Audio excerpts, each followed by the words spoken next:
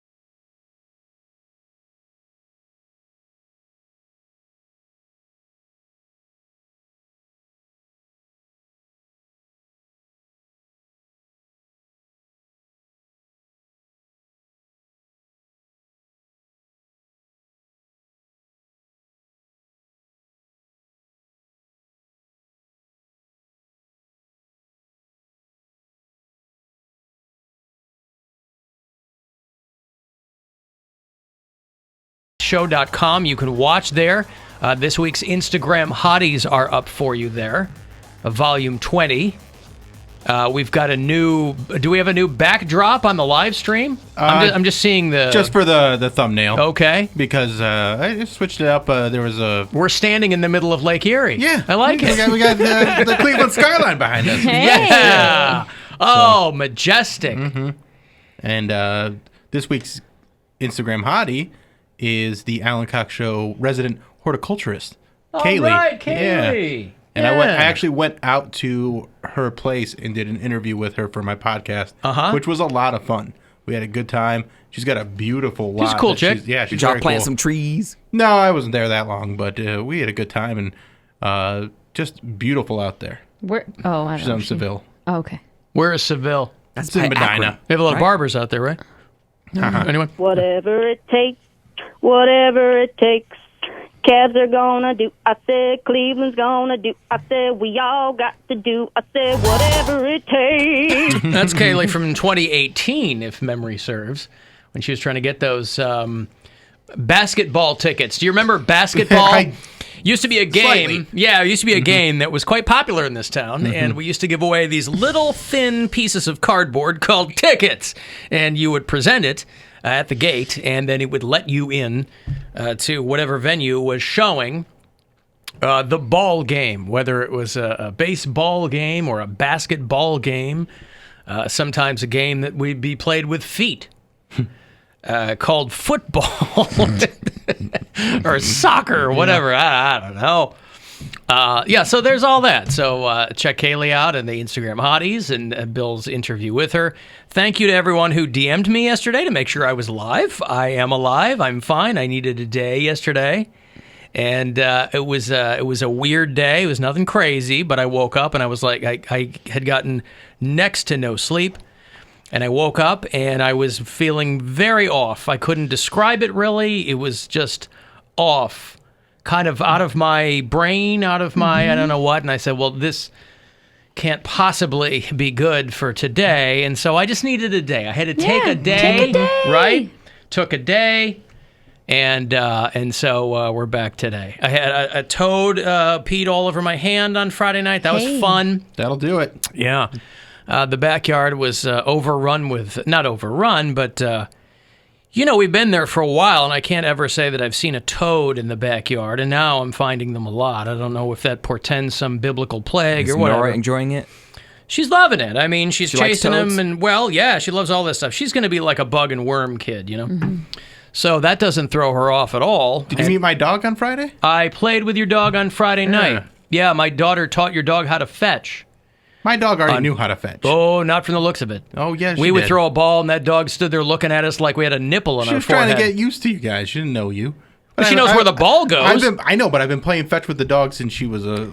I just assumed that because you live in a high-rise, you weren't playing fetch with her. No, we play fetch all the time. You don't have a backyard. I know, but I still take her outside, and we play fetch in my condo, and we play fetch plenty. Boy, I would have thought so. All I'm saying is this dog just looked at us like had no clue.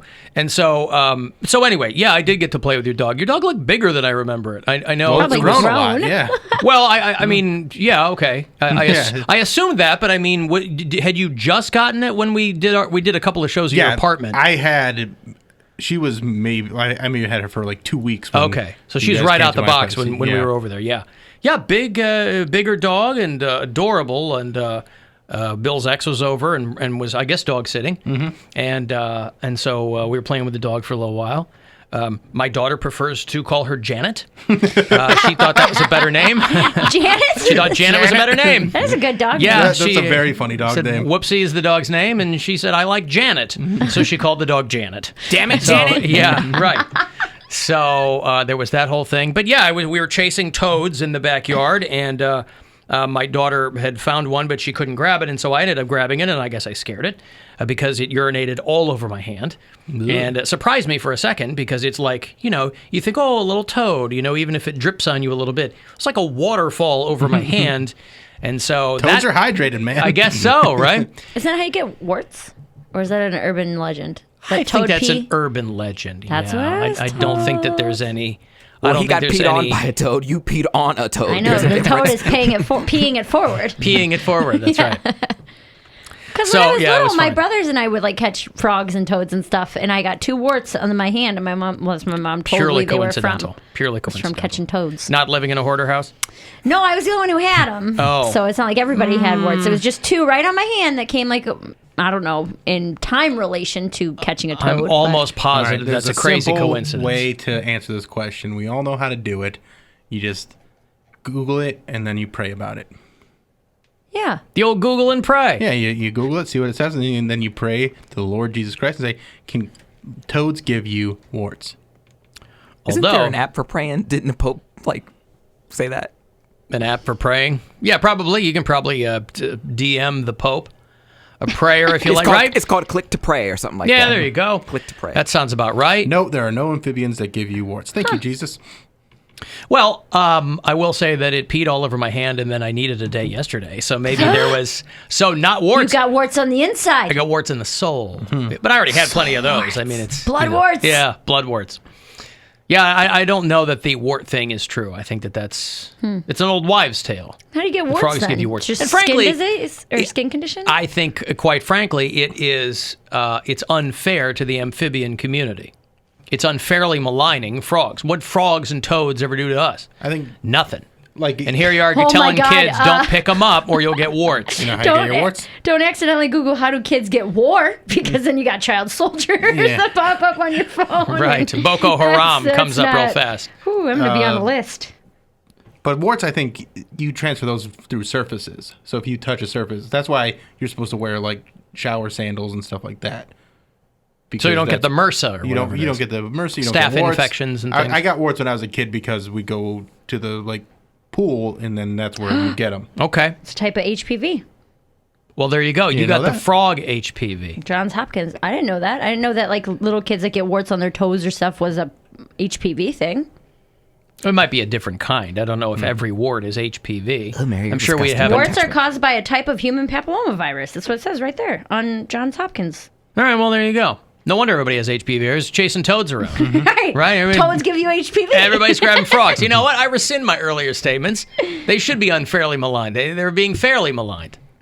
Frogs, toads, whatever. Anyway, it was a very watery Friday night. I'll say that. All right, I got a break. If you want to text 35192, AlanCoxShow.com to hit us otherwise, and we'll be back after these. The Alan Cox Show on 100.7 WMMS. And everywhere you go on our free iHeart.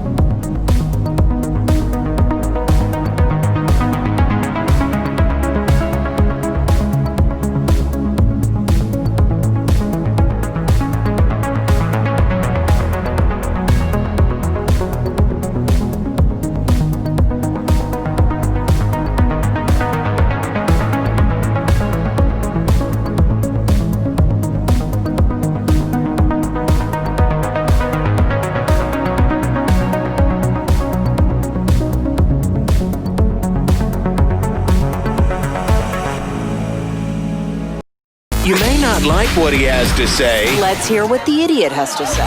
But you're gonna love what he doesn't have to say. Love. Alan Cox on 100.7.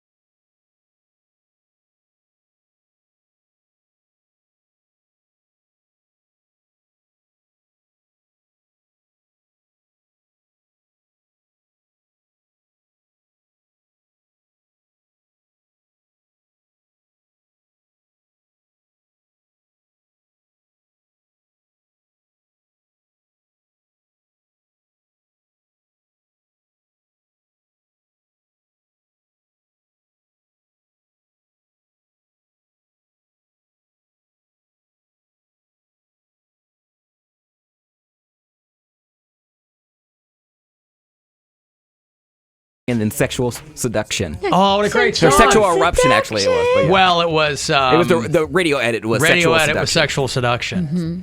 Yeah. That was a good song. It was a great song. It was a fun song, yeah. Because who was the other dude? The other guy was doing the legwork. I think it was Pharrell. Oh. No. It was Pharrell remixed this. The guy that was singing was like Bobby Loverman or something, or... Sexual eruption. It was such a good song. I was in my little Nissan Sentra driving to school like... Well, because the middle Snoop breakdown is all epithet, it's all expletives and... But he said it in such a seductive way. Yeah. We gonna make F faces. I don't know if I know that song. It was... You'll know it when you hear it. It just... All I'm seeing is Snoop. No, it was him and the other guy that was... He had a mouth thingy, to make him sound like that. I thought it was somebody else.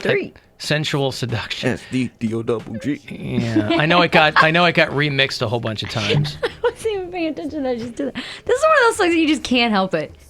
Still know every word. Snoop Dogg came out with a Christmas album, a Christian album. Like, what can't he do? A reggae album. He was Rasta. He was Rasta Dog. Right? Never in a million years would you think Snoop Lion. Snoop Lion. Sorry. Yeah. Yeah. Never in a million years would you think that someone like Snoop Dogg would be like famous and brought in amongst the kids. Like, parents love him, the kids love him, and he still smokes weed and maintains his, he's like, I'm Snoop Dogg. Credit, yeah. He keeps it real. He's just like, this is what it is. But like, how can he get away with it and no one else can? Like, because he's had a long career. He didn't take like 1 week and he was one guy, and then the next week it was another guy, and then people are like, just 2 weeks ago this guy was all about football and Jesus. But like, now what? When Michael Phelps like hit the bong or something like that, and they took a picture of it. Like, he was like ridiculed and dragged. He was an Olympian. But he was done. He still won the gold. Right, but people have a different perception. Snoop Dogg, you know what he's about. See, the genius of Snoop Dogg is he started out the way he did and then got progressively more family friendly. You can't go the other way. That's true. Right? That's why Saget was walking rooms for a long time, because people thought they were going to get Danny Tanner. He was not Danny Tanner in the live show. The first time I saw his stand-up, I was like my jaw hit the floor, because Full House was my childhood. He also I was leaned really hard into breaking that down. Like, you know he didn't what? want people to. He liked that shock factor that he could get out of it. It wasn't even his stand-up. The first time I saw that side of him was on Entourage. Oh, I remember that. In high school. He was on episodes of Entourage, and I was like, oh my God. That's the first time I think a lot of people saw him that way. Yeah. I think by design, he Did was his like, I gotta get in there. Was it not like that before? No, it was. It was like that, but he took the TV gig because he wanted a regular gig. He wanted a TV gig, and people that knew him were like, wait, you're playing a dad? It'd be like if, like, one of our friends that's like a dirty comedian, someone like Jimmy Graham got cast as a dad on the show. Mr. Belvedere reboot. Yeah. By the way, let's make that happen. Let's get a Mr. Belvedere reboot with Jimmy Graham. Original song, though. Original song. Streaks on the China, never met before. Who cares? We got to bring back. Leon Redbone's dead now. Yeah, the song still exists. Yeah, it does. We can reboot the song. Except Jimmy's not going to be the Bob Uecker. He's going to be Mr. Belvedere. So we'll need an older actor for the Bob Uecker character. Bob Uecker's dead too, I believe, right? Or am I killing off Bob Uecker? I think you're killing him off. Am I? I think. I really hope he's know. alive, because he's got some of the funniest stories ever told. Bob Uecker is still alive. 86 years old, the pride of Milwaukee, Wisconsin. Okay. He's still alive. I know Christopher Hewitt is dead. He was the British actor who played Mr. Belvedere. Mr. Belvedere. I don't even know what that is. You don't know what Mr. Belvedere is? You're probably a little young for that. It was like a mid-'80s sitcom with the late great Leon Redbone singing the theme song. Tricks on the job. Never mind before. Who cares? Yep. And again, I know that we've done this bit before, but I so don't fun. care It's because so fun. the song is so good. I mean, there was a brief period of time where people were like, let's do stuff with Leon Redbone. He sounds and looks so weird. Even people who worked with him in real life, they're like, he's either 30 or 80. We don't know how old he is. Yeah. No idea. And they had him doing all detergent commercials for a while. Yeah. Stay lifted, that's all. That's all.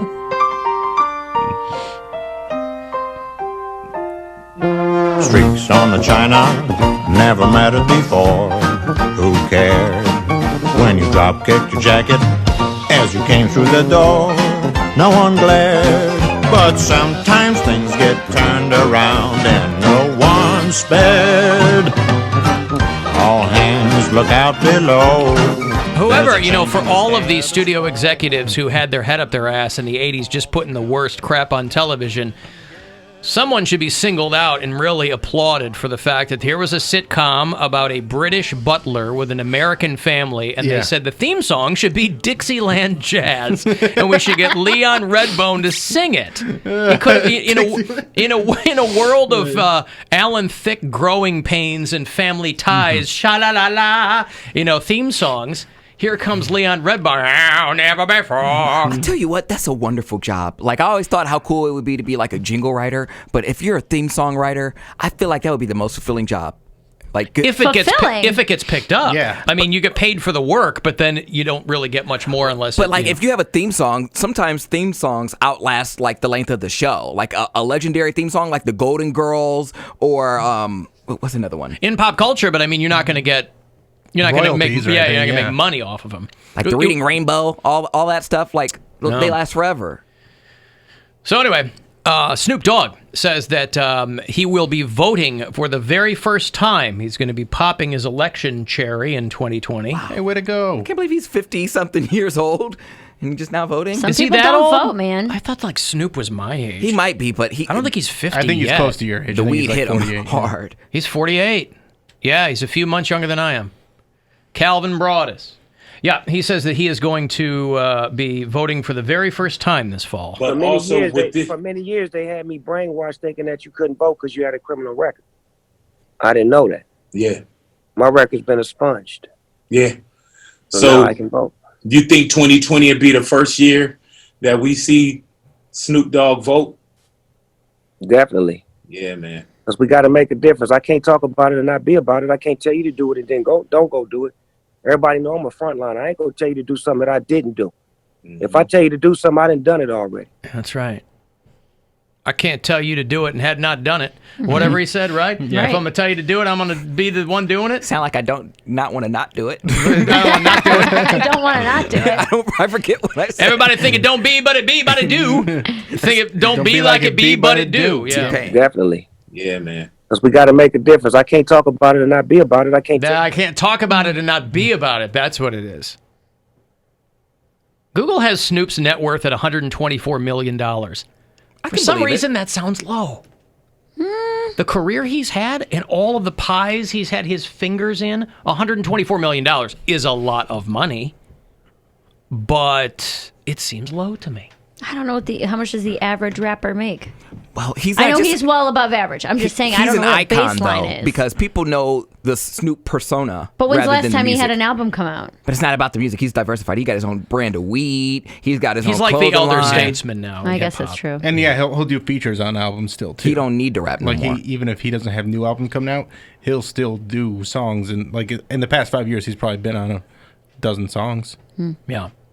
That was from Big Boy's Neighborhood, which is a hip-hop morning show that this company has on in Los Angeles. It's like The Beat or something? This company? In LA? This company. iHeartRadio? Dave iHeartMedia they paid him a ton of money to jump over. He and I used to work for the same company. It was called Emmis, and I worked for them in Chicago, and he worked for them in Los Angeles. He'd been there forever. And this company backed up the truck for Big Boy because they were going to sign on. He's got decades of cred in L.A., so it was a good get. He's great at what he does. He was a big fat guy who lost a bunch of weight. I think he was on Entourage too or something. Or no. I've seen him Big Boy was in Deuce Bigelow. He was the big fat woman. Yeah. And then he lost a ton of weight. He was a big fat woman? Yeah. That's a big bitch. Or what? That was a tall lady. That's a huge bitch. Did somebody say steak? That lady, yeah. But Big Boy was the big fat woman, I think, in that movie. I don't know. Yeah. That's funny. So anyway, this company backed up the truck for that guy to get him to jump to another radio station. And it's paid off quite well for him. Speaking of movies, I watched The Wrong Missy the other night. I watched that David Spade movie. Lauren Lupkus is very funny in that movie. She is the only thing that's very funny in that movie. Fortunately, they give her a lot to do. Right. But yeah, it's one of those movies where I said to Gwen, there's going to be a gag reel at the end of this, right? It's got to be. It's a perfect movie to have a gag reel. Nope. Credits, a little cutaway scene with Rob Schneider on a boat and Farley's brother. And then there's the credits. I'm like, man, you missed a golden opportunity to do a gag reel at the end of this movie. I haven't seen it. It's fun. You know who Lauren Lapkus is? I do not. She was on Crashing with Pete Holmes. She was his wife that leaves him, and she's been in a bunch of different things. A bunch of stuff. She's just super goofy looking, but kind of cute, and she's bananas in this movie. Goofy cute, yeah. And she's really, really funny in this movie. Very funny in this movie. The movie itself, it's a Happy Madison Netflix movie, so you're not going in thinking you're going to see something amazing. But I had some laughs. It's not a great movie, but it's funny. It's funny enough. Yeah. Yeah. And she brings it. Like, she's really, because she's grounded enough to be funny, but also a little bit sympathetic through the movie. So I think she does a great job. And Spade's in his best role where he's just playing the straight man. Like, he's the sarcastic straight guy. I think that's the best role for Spade, where he's got someone that's larger than life by his side, like Tommy Boy and Black Sheep and stuff. But was he? Gwen's like, he's got to be wearing a wig.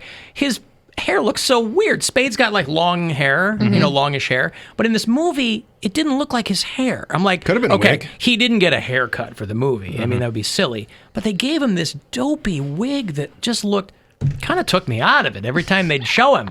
I'm like, the guy, because there was a running joke in the movie that he's like 65 years old or something. I'm like, the hair they gave him is weird. Yeah, his hair was a little bit weird. It didn't bother me that much because with those movies, I just know the formula is something happens and then they go to Hawaii. That's every Adam Sandler movie for like the past 10 years. He's like, I want to make a movie, but I also want to go on vacation. Yeah, he's like Michael Caine. Let's go to Hawaii. Yeah, I want to do a movie where I want to have a vacation. And then like in the daytime, we'll shoot some movie. And then Sandler's wife is in this, who's like crazy hot. I mean, she kind of looks like a horse, but like she's really good looking. Yeah. Jackie Sandler? Yeah. I've never seen her before. She's in Yes. She's in a lot of his movies. Yeah, she's in. I don't see a lot of his movies. What's the one that I was just watching the other day with him and Jennifer Aniston? Because she's Just in that Go one. With It. Yeah, she's in that That's one of my favorite rom-coms. I just watched that movie last week. Nope. I haven't seen a Sandler movie since, Jesus, last one I saw. She does have a horse face. Comedy. Obviously, I saw Uncut Gems, but I literally haven't seen a Sandler comedy since Lil Nicky. Like, I don't know. The Do-Over was pretty fun. Not that. The Adam Sandler and David Spade together. That one was fun. Ridiculous Six. I don't have any stomach for those. What was the one that we watched for Flicks and Bill that we were so disappointed in? The week of. The week of, where it was Chris Rock and Adam Sandler, and their kids were getting married, and it just try did at not. all. It's just like, okay, there's a lot of potential for funny here, and then they're just like, nah, we'll do it next scene. It was weird. Right. Very weird. It seemed like that was the first edit of that script. Like they were just like, yeah, this is fine. We'll go with this. Like yeah, that's exactly how it felt. There were no rewrites, no punch-ups, no nothing. This is the first pass, right? Yeah, it's fine. Just throw it in there. It's going to be okay. It's like a Poundcake. Unedited, raw. All right. Whatever the writer's room came up with. If it's fine if it's a Poundcake because we're not paying $30 million for it. Right. You know? When I watched that movie, I honestly was like, oh, he had a deal with Netflix and had to make a certain number of movies. Yeah, like this is just. I was all excited to watch that one and then talk about it with you for Flicks and Bill, and then we were just like, we talked about it for like 8 minutes. This is not really that good. Yeah. Like, I even like the characters. I think they set everything up with good characters, but then there was just no jokes. Yeah. It was just lame.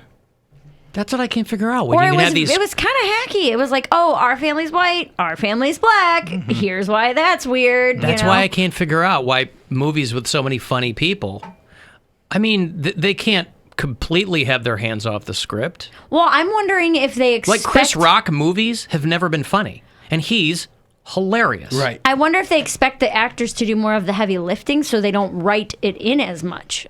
That's the only thing I can come to say when it's like movies with a ton of funny people and you're like, oh, they're probably expecting them to improv more maybe, and they just didn't. They're like, hey, you didn't write this for me. I'm not giving you more. I don't know. Well, that's the Anchorman 2 syndrome where they're like, oh, we'll just let him riff and make a movie out of it, and it sucks. Yeah, I never saw that. Oh, God. So bad. I loved Anchorman so much. Don't ruin it. That's exactly what it was. I didn't want to ruin it. I said the same thing, and then I was like, oh, it'll be good. I'll go see it. Oh. It didn't ruin the first one. Is still iconic. It's dynamite. Yeah, I mean you can't. But yeah, you like these guys. It's not like they're being held hostage.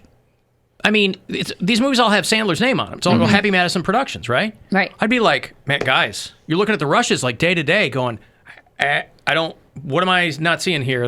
Here's what I think. A lot of the problems with comedies is that they're trying to get the jokes in, and they're trying to get so many jokes in that they let the story go by the wayside. And it's better to have a good story and then have some jokes where you're telling a beginning, middle, and end, and having those jokes come naturally through the movie.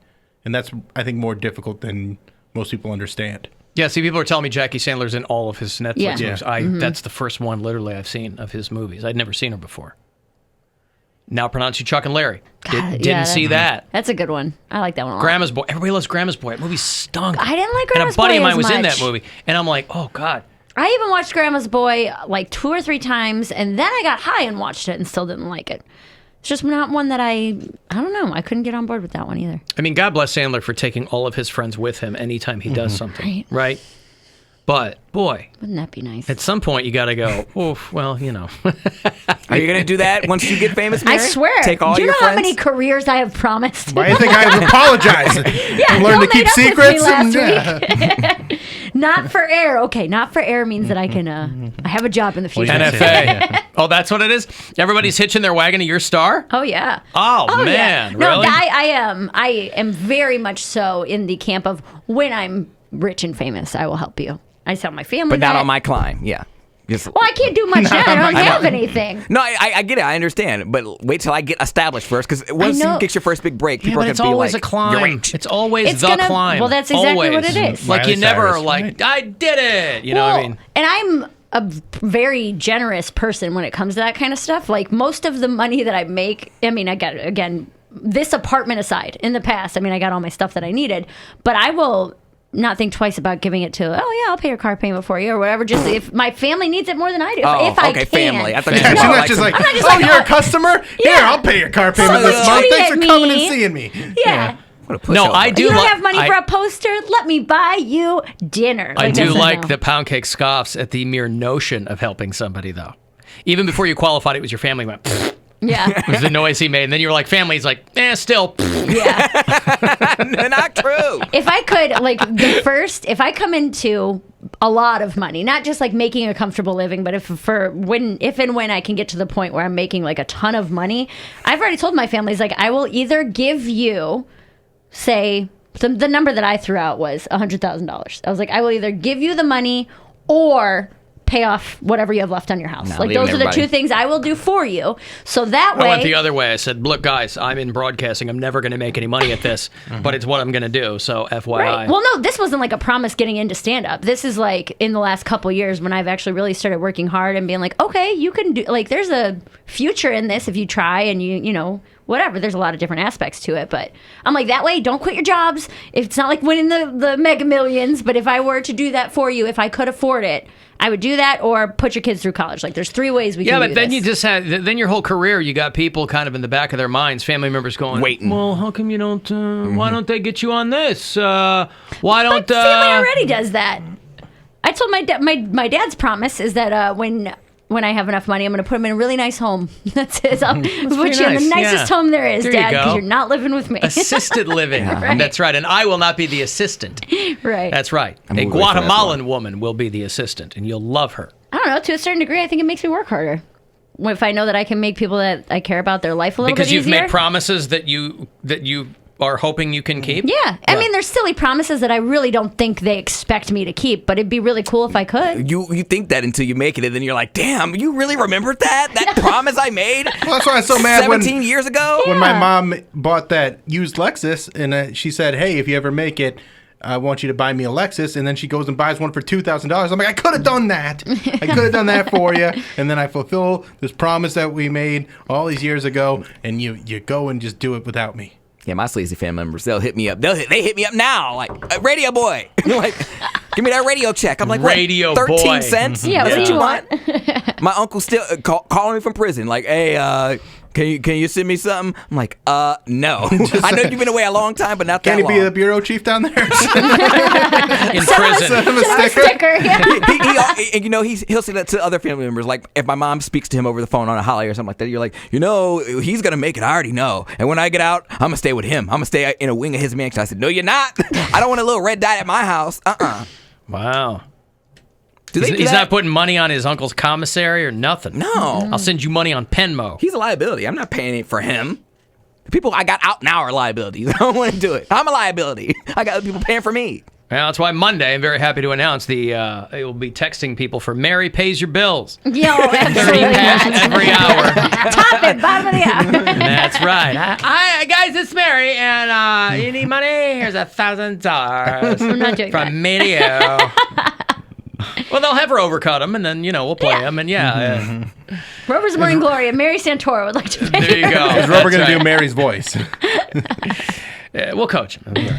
All right, I got a break. You want to text 35192, AlanCoxShow.com. I got the Instagram hotties up there for you. You can watch live if you wish, and you can listen anywhere on the iHeartRadio app. The Alan Cox Show on 100.7 WMMS and everywhere you go on our free iHeartRadio app.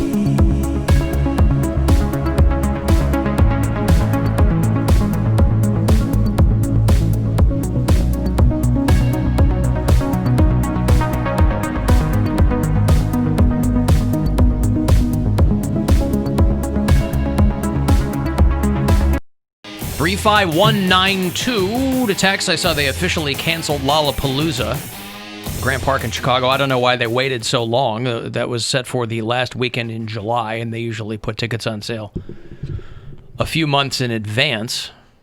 But they said that they are maybe going to do something live streamed.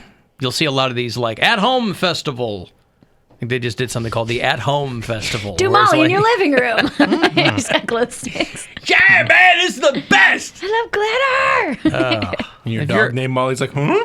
If you're a performer, you want to perform. I understand that. So from their perspective, they're like, man, I want to do something. Mary and I performed. We had a show Friday. We had stand-up on Friday. Yeah, how'd that go? It was fun. Incredible. 50 people? God, it was so great. It was probably closer to like 60. But they had the tables all spaced out, 6 feet apart, and then obviously people sat with who they were comfortable with. Crowd was awesome. Thank you to everybody who came out. They were just so ready to have a good time, man. Like everybody was they weren't even that laughing, funny. It was just we just wanted to get out. We're laughing at anything at this point. Being on stage felt amazing again. It was just And it was nice too to just see everybody, and then it was a pretty diverse lineup, so you got to see some of our friends that we haven't seen for a while, and they were like at the protest, or they had a lot to say and a lot to get off their chest, and I feel like it was nice for them to be able to say that. Well, Mary and I talked about our butts and stuff like that.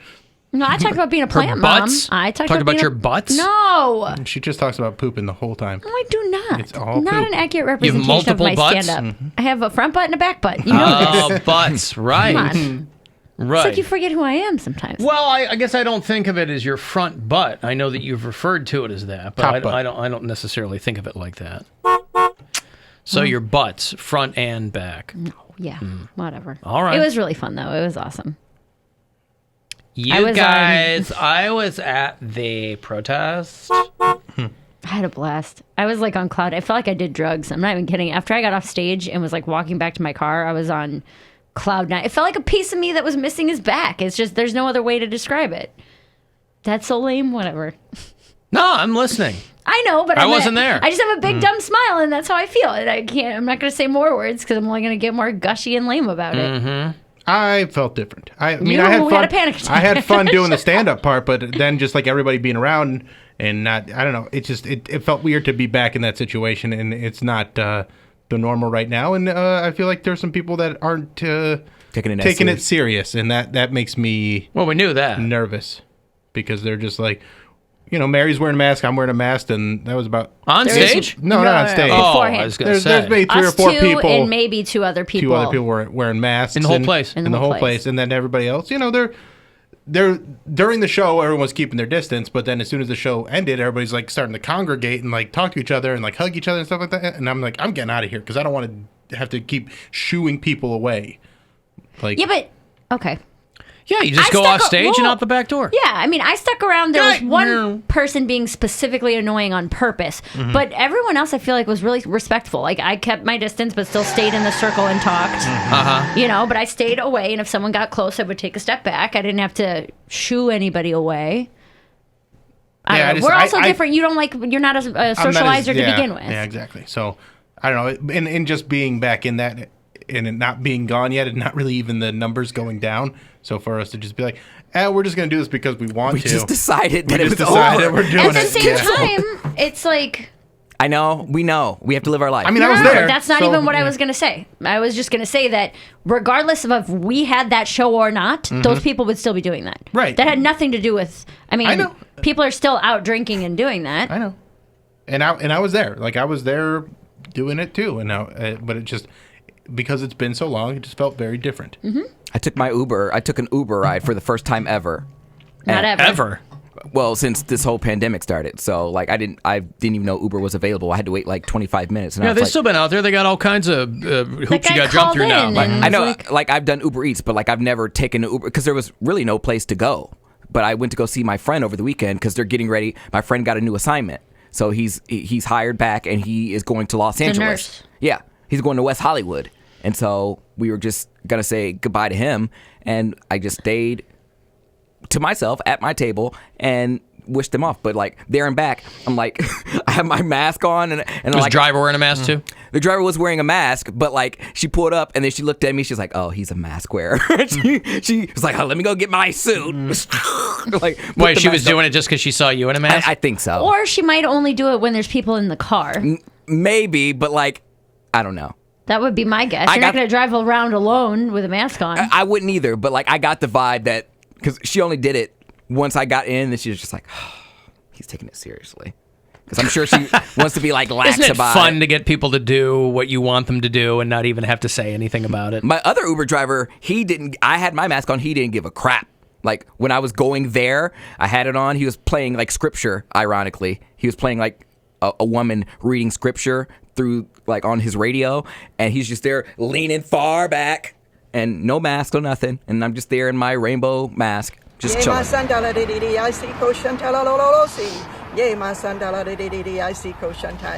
Thank you, Jesus. Is that what it sounded like? No, that was my set. Thank you, everybody. Good night. But I was glad You're all that, And then everybody's healed of the coronavirus. Yeah, and everyone who was there was I shouldn't saved. have even been nervous. if he wasn't You got to do you, man. if he wasn't gonna wear a mask, I'm glad that he didn't even sneeze. He didn't like sniff his nose or anything, move his nose or anything like that. Don't And he did sniff not- or move your nose. He didn't talk, so I was like, if you're not gonna wear a mask, at least that's how you do it. Like he didn't say anything to me the entire time, and then I got out. I had lunch on a patio for the first time, too. Isn't it Hadn't nice? dined out. How was that? Good. Yeah. Chairs, tables are all spaced far apart. I was at the table with my friends. The server had on gloves and a mask. They served everything in plastic cups that they threw away. Like Yeah. they gave you a new plastic cup every time. Felt safe. I mean, Do they have to wear masks? Like, do the wait staff have to wear masks? Yeah, they do. yeah. Oh. I don't think that all of them have to wear gloves. I think that's maybe place by place, but the place I was at did.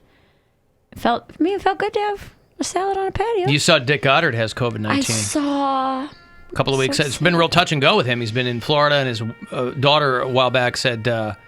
I mean, he's not dead. He's old. His daughter said that he was not doing well, and then he was okay. Then he was back home, and then she posted that he tested positive for COVID-19. Now, that doesn't necessarily mean that a lot of people are testing negative for it. A lot of people are testing positive for it and doing fine. We were talking about this a little bit before the show in here in the room, and I didn't want to blow it off the air. But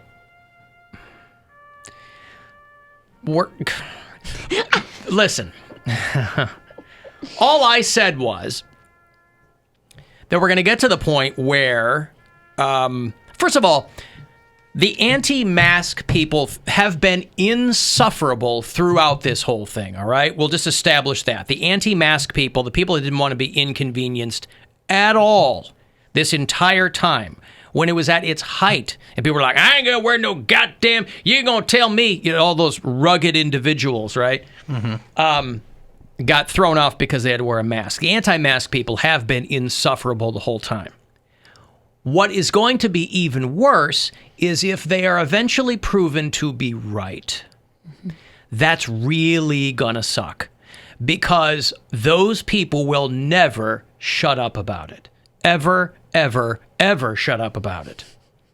And so there was this thing in the New York Times where they're like, well, this woman with the World Health Organization said that asymptomatic spread of the coronavirus, which is why everybody has been wearing masks, because you might be asymptomatic but can spread it to other people. And it'll affect them differently. That's right.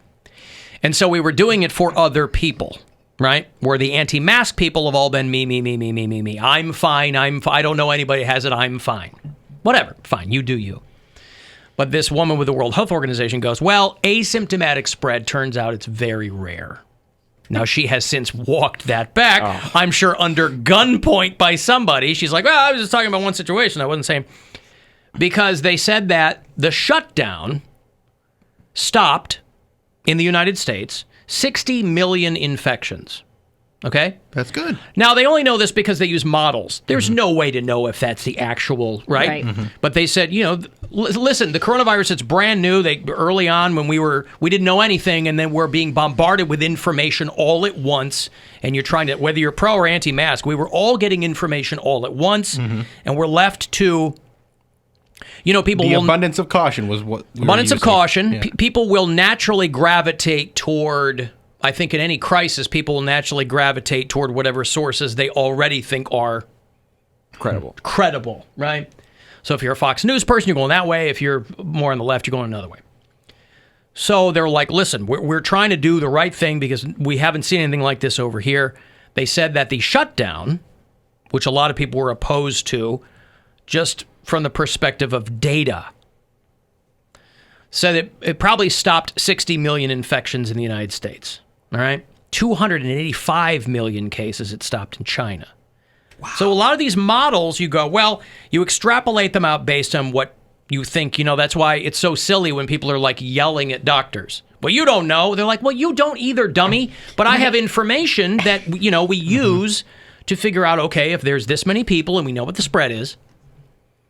And so this woman has since walked this back and said, well, I was saying that in a couple of instances, it's rare for the spread to be asymptomatic. But the anti-mask people are going to go, see? Which in itself is funny because 2 months ago, the World Health Organization to these people were the deep state. Right. Trying to overthrow Trump. And now they're like, see? Like all of a sudden the World Health Organization. Yeah, all of a sudden, when it fits what they want, it's credible again. But again, for the people who were saying the whole time, why are we shutting down the whole country for something that has such a low mortality rate? And there was a certain degree of groupthink, myself included, to go, well, listen, if it's going to keep people alive, let's do this, blah, blah, blah.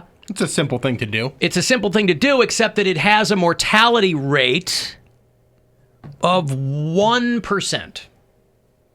And again, this is not new information. This is stuff we've known the whole way through.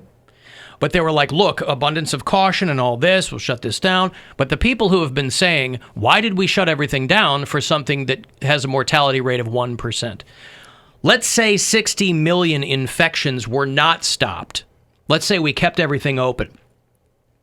You still would have had 600,000 more people dead, right? Is that 1% of 60 million? No way to know. There's simply no way to know what 1% of 60 million is. I'm going to say 600,000 people, all right? So if we hadn't stopped 60 million infections in the United States, you would have had... It's not 6 billion. You're right. It doesn't go the other way? Yeah, okay, good. So, is it 600,000? Yes. So you would have had, based on that mortality rate, which they say, your standard deviations in your data, but you would have had possibly 600,000 deaths. More deaths, yeah. More deaths in this country. So you would have approached 1 million total, That right? seems like odd right now because we have just over 1 million cases and we have 100,000 deaths. We have 2 million cases. Okay, 2 million cases and we have 100,000 deaths. So how can we have 60 million and only... Because they're not hard, fast numbers. They're just saying that like I said, there's a deviation here from the mean where they're like the mortality rate is between... I saw 5%, but... No. They're like COVID-19 mortality rate, I think based on the CDC's numbers, are between... like 0.75% and 1.25%. But then around the world, or is this just America? No, globally. Okay. But then if you get into certain, age groups or whatever, then it goes way higher. So or like much higher. Way That's lower, right. Too. Yeah. So on average, when you get down to the under 30, it's like 0.00005%. That's right. Everyone has the mindset, what are the odds it'll be me or my family or anybody I know? Like, I'm gonna take my chances. And then once it happens, it's like, this can happen. And then to they me. go, I never thought it'd be me. Yeah. Alan, why are we even trusting models to tell us about coronavirus? Keep them in pageants and out of science. I've been saying that the whole time. Have you seen how hot they are? Go to the AlanCoxShow.com, check out the Alan Cox Show Instagram hotties, and you'll listen to anything they have to say. That's right. Whether they're posing for a Black Lives Matter photo op and then leaving the protest, or just telling you to wear a mask. The girl with the drill. Yeah. Oh my God. Thanks, guys. BLM. So we are entering a time now where, with everything else going on, people are forgetting that coronavirus is still an active thing, and the cases are spiking in states where everything has opened up. But I said this before, they need to keep an eye on the hospitalizations. Now those are starting to go up. Texas opened up before a lot of other places did, and they saw their cases spike, and now they're seeing their hospitalizations spike. And They also say that, when fall and winter come, it's going to be really bad too. So who knows? It's tough too because there are so many places with different information. So there was a tweet that went crazy viral that was like, I know we're bored of it, but 6,000 people have died in June alone from the coronavirus. And then you go to the CDC's website and it says that there was 209 deaths. And then I tweeted about this and I was like, can anybody fact check this? Does anybody know where this came from? And a couple different people replied with different websites that all gave different numbers. Yeah. Where it was like, okay, well, this website says 2,000 people. Then this website says 5,900. But then the CDC only says 209. But they're like, oh, well, it's based on death certificates. And then this one is based on hospitalizations. And so it's just hard to kind of suss out, I feel like, where you're just not like you said, people are going to go to what they know. So if... Well, even the CDC and the World Health, they're like, look, the mortality rate or the deaths are probably undercounted because there are going to be some cases that were due to COVID, but they don't know, or at home or whatever, But even if they were undercounted by 100%, it would still mean that the mortality rate was 2%. Right. Right? I think that's how math works. Is that how math works? There's simply no way to know. No way to know. Yeah. I just hate people who are like, I don't trust the media. Watch this YouTube link. Right. I'm like, what are you talking about? It's my brother. I sent that to him. YouTube is the media now. I hate to break it to you. He's like, get it before it gets taken down. I'm like, by who? Yeah, it gets taken down. By them. You think they just processed the video and they're just like... the wackadoo stuff on YouTube? Come on, man. Yeah. Who's going to take it down? Right. Too many people are seeing it. I'm like, oh, so you mean YouTube's going to be like, oh, too many people are watching our video and staying With on this paid website. ads. And we're going to take this down. Yeah. It's real underground stuff. It's on YouTube. It's like when Alex Jones goes, the information's all out there. It's all in documents. Well, then it's not hidden, is it? Stupid. And when you say per capita, there's many per capitas. It's like per capita relative to what? But you can look at just about any category, and we're really at the top, meaning positive on a per capita basis. Yeah, so, there's no reason to be confused at all. Hey, Scott. Hey, what's going on? What's going on, man? Oh, not much. Hey, you can actually download all the coronavirus data straight from an Ohio website. And if you know anything about Excel, you can play with it. So, because I'm kind of an Excel nerd, I went and did that yesterday. You mean play with it as in manipulate it to make it look whatever you want it to look like? No, you can actually just put in pivot tables. Oh, break it down. Oh, I know nothing about Excel. Yeah, anytime I've ever tried to use Excel, it's a nightmare. Right, and I think that's what a lot of these reporters are trying to do when they skew the data. They look at the statistics that they want to see. Yeah. So yesterday when I'm looking at it, I'm 42 years old, so I'm not particularly scared about it, but I understand why people are. And one of the conversations that I have to have is that it does affect older people much more than a younger generation. If you go into the data, 91% of the deaths of coronavirus in the state of Ohio are 60 and over. Right. And if you push that to 70 and over, now that's 78% of those deaths. And if you go to New York, you go to all these other states that everyone is talking about how bad it is, their information is not as forthcoming. But you can still extrapolate it and see, hey, 84% of the deaths in New York are 65 and over. Right.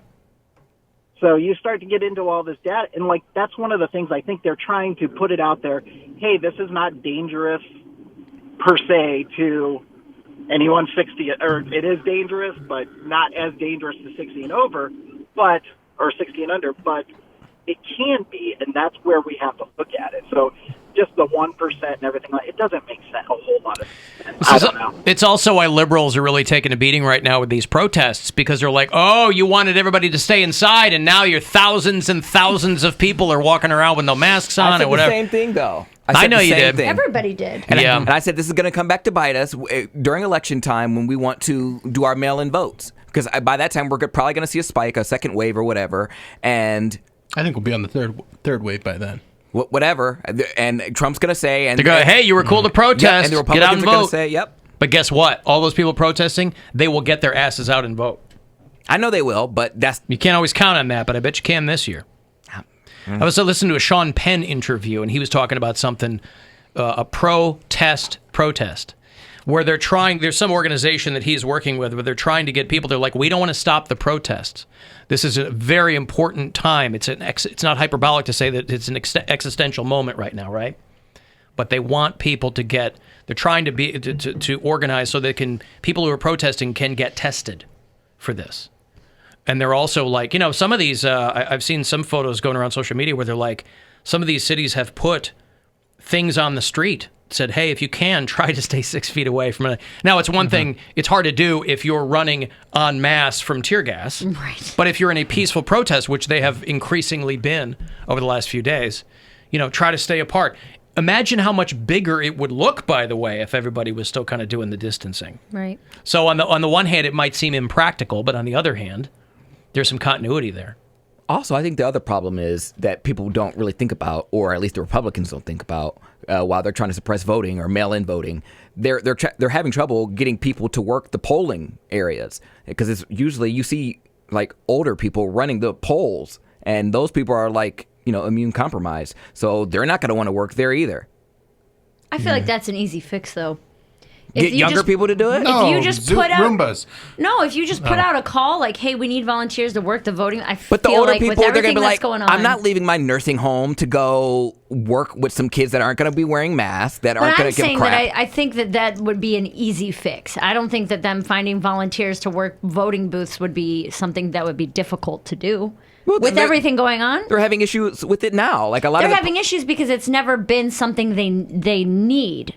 Does that make sense? Like they've never had to ask, "Hey, can you guys come do this because of coronavirus or this?" But we've or never that? been in a pandemic before, and there are states now that are in their primary, and they're people don't want to work the booths because people are coming up there sneezing on them, or if they have a trouble, selling, putting in their address or whatever. Those people are all up on them, sneezing on them, whatever. People don't Sneezing care. on them. Achoo! I'm sorry, I was at 5604. I want to see, that's the scenario I want to see, the one that Poundcake is playing out. Somebody trying to vote and they're like, achoo, oh, sorry. And they got to sanitize down the booths. That's a lot of work for old Get your people. snot rockets away from me. Right, but I'm saying that maybe I'm overestimating what people are willing to do. That if they put out hey, we desperately need people to do this, am I believing too much in humanity for people to step up and do it? No. Okay. I think well, I hope so, because it's only old people that usually work those booths. I think you're underestimating what people are willing to do. Huh. Never seen anybody under 40 working those booths. I have. Yeah. Back in the day, they said never trust anybody over 30. Fortunately, I'm 29, so I don't have to worry about that yet. I'm sorry? What? I said I'm 29. My birthday's coming up. Oh. I'll be 49. I don't know. Is that how time works? I think that's how time works. All right, I've got a break. If you want to send a text, 35192. We'll be back after these. The Alan Cox Show on 100.7 WMMS. And everywhere you go on our free iHeartRadio app.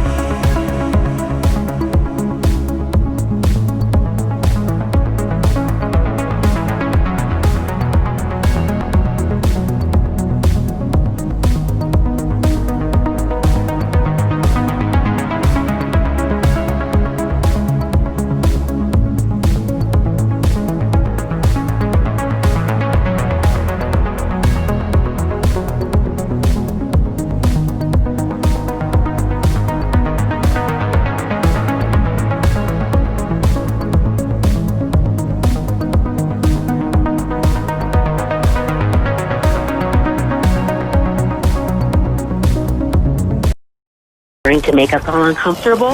Alan Cox. It's gross, it's weird, it's not right, it's not cool. And there's plenty more where that came from. Back to the Alan Cox Show on 100.7.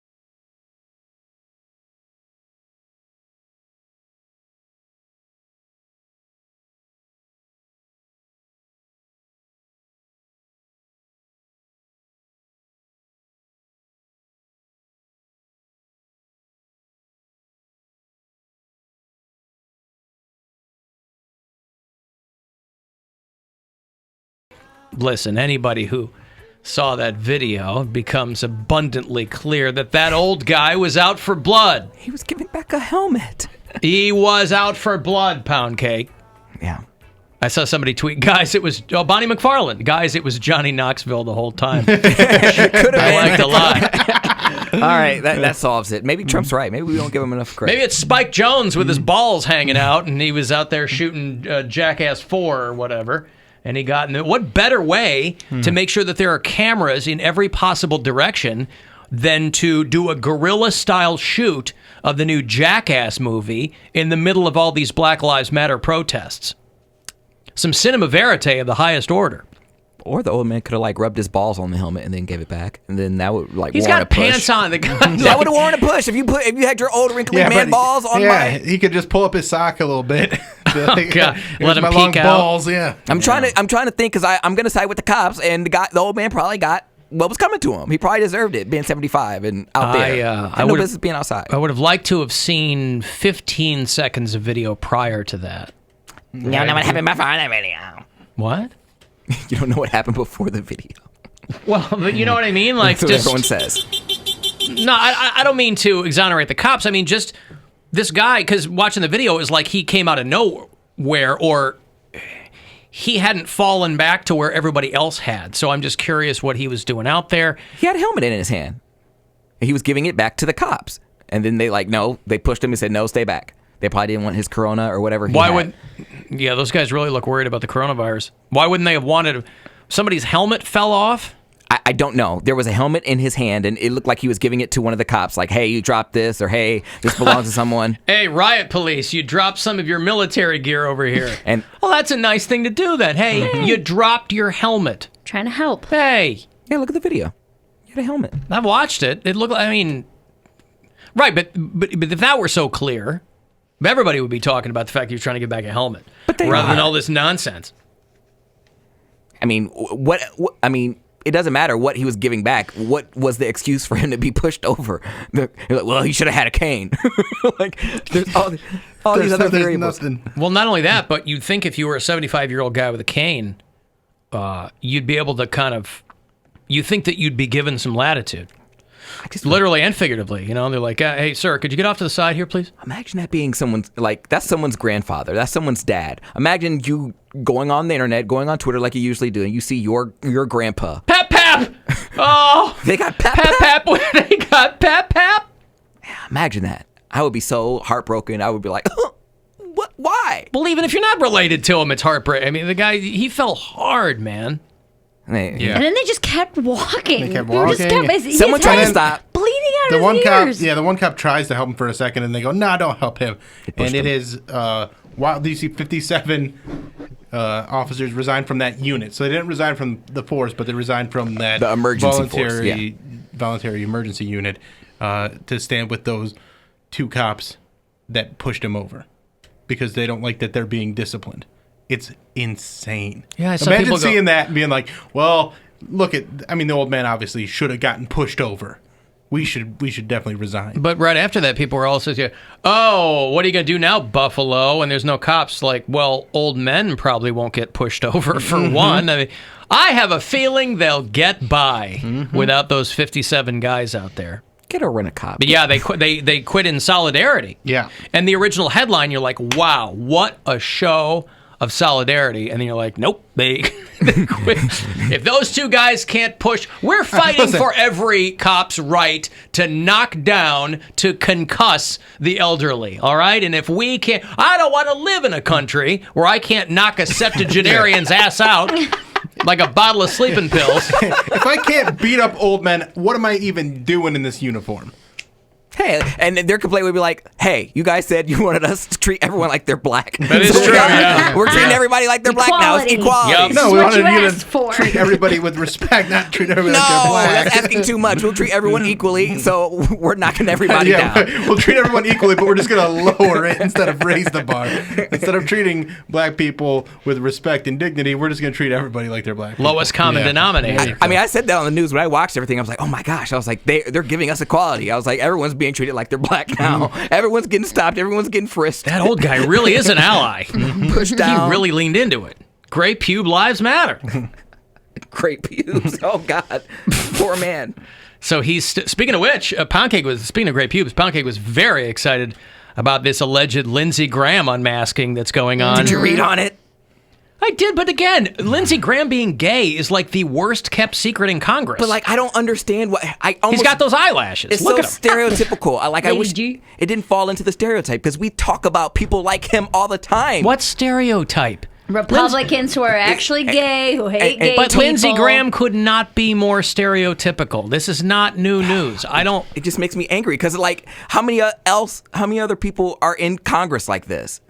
Like what? Like we always crack jokes about Mike Pence about in the closet gay dudes. Yes, and they hate gay people. They pass. There's gay probably a couple, but Lindsey Graham has been, he never met the right girl. Wink, wink. I mean, he's a veteran. He's a lawyer. I mean, by a lot of accounts, he's a smart guy. He's very well liked in that state. He's got 3 primary challengers. It wouldn't be as awful. I've given money to one of them. It wouldn't be as awful if he just shut up. Like, it's one thing but I think that's why he did such an abrupt 180 with Trump.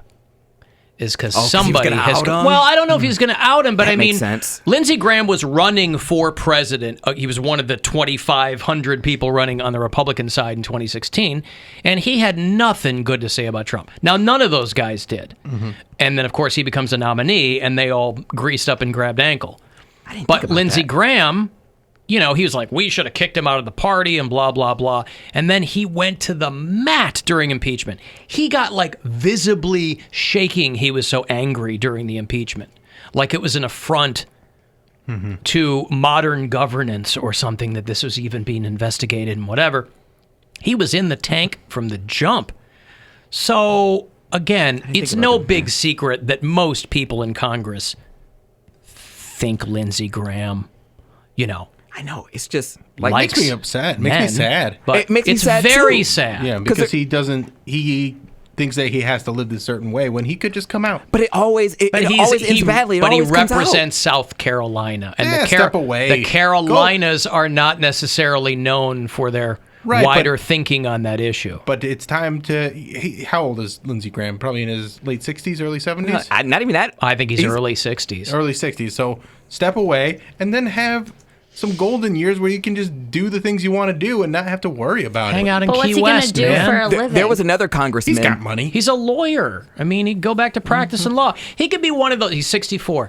He could be one of those. The boat guys. Huh? Come hang out on my boat. Well, not a boat guy. He could be one of those like stereotypical movie Southern lawyers, you know, where they're always dabbing their head with a kerchief. I'll tell you what. Yeah, like Foghorn Leghorn in a seersucker suit. He's got a bow tie, you know. It eventually yes, they comes deserve out. to die. I hope they burn in hell. Get a guy to say what he wants him to say. He's like, you know, the Perry Mason of the South.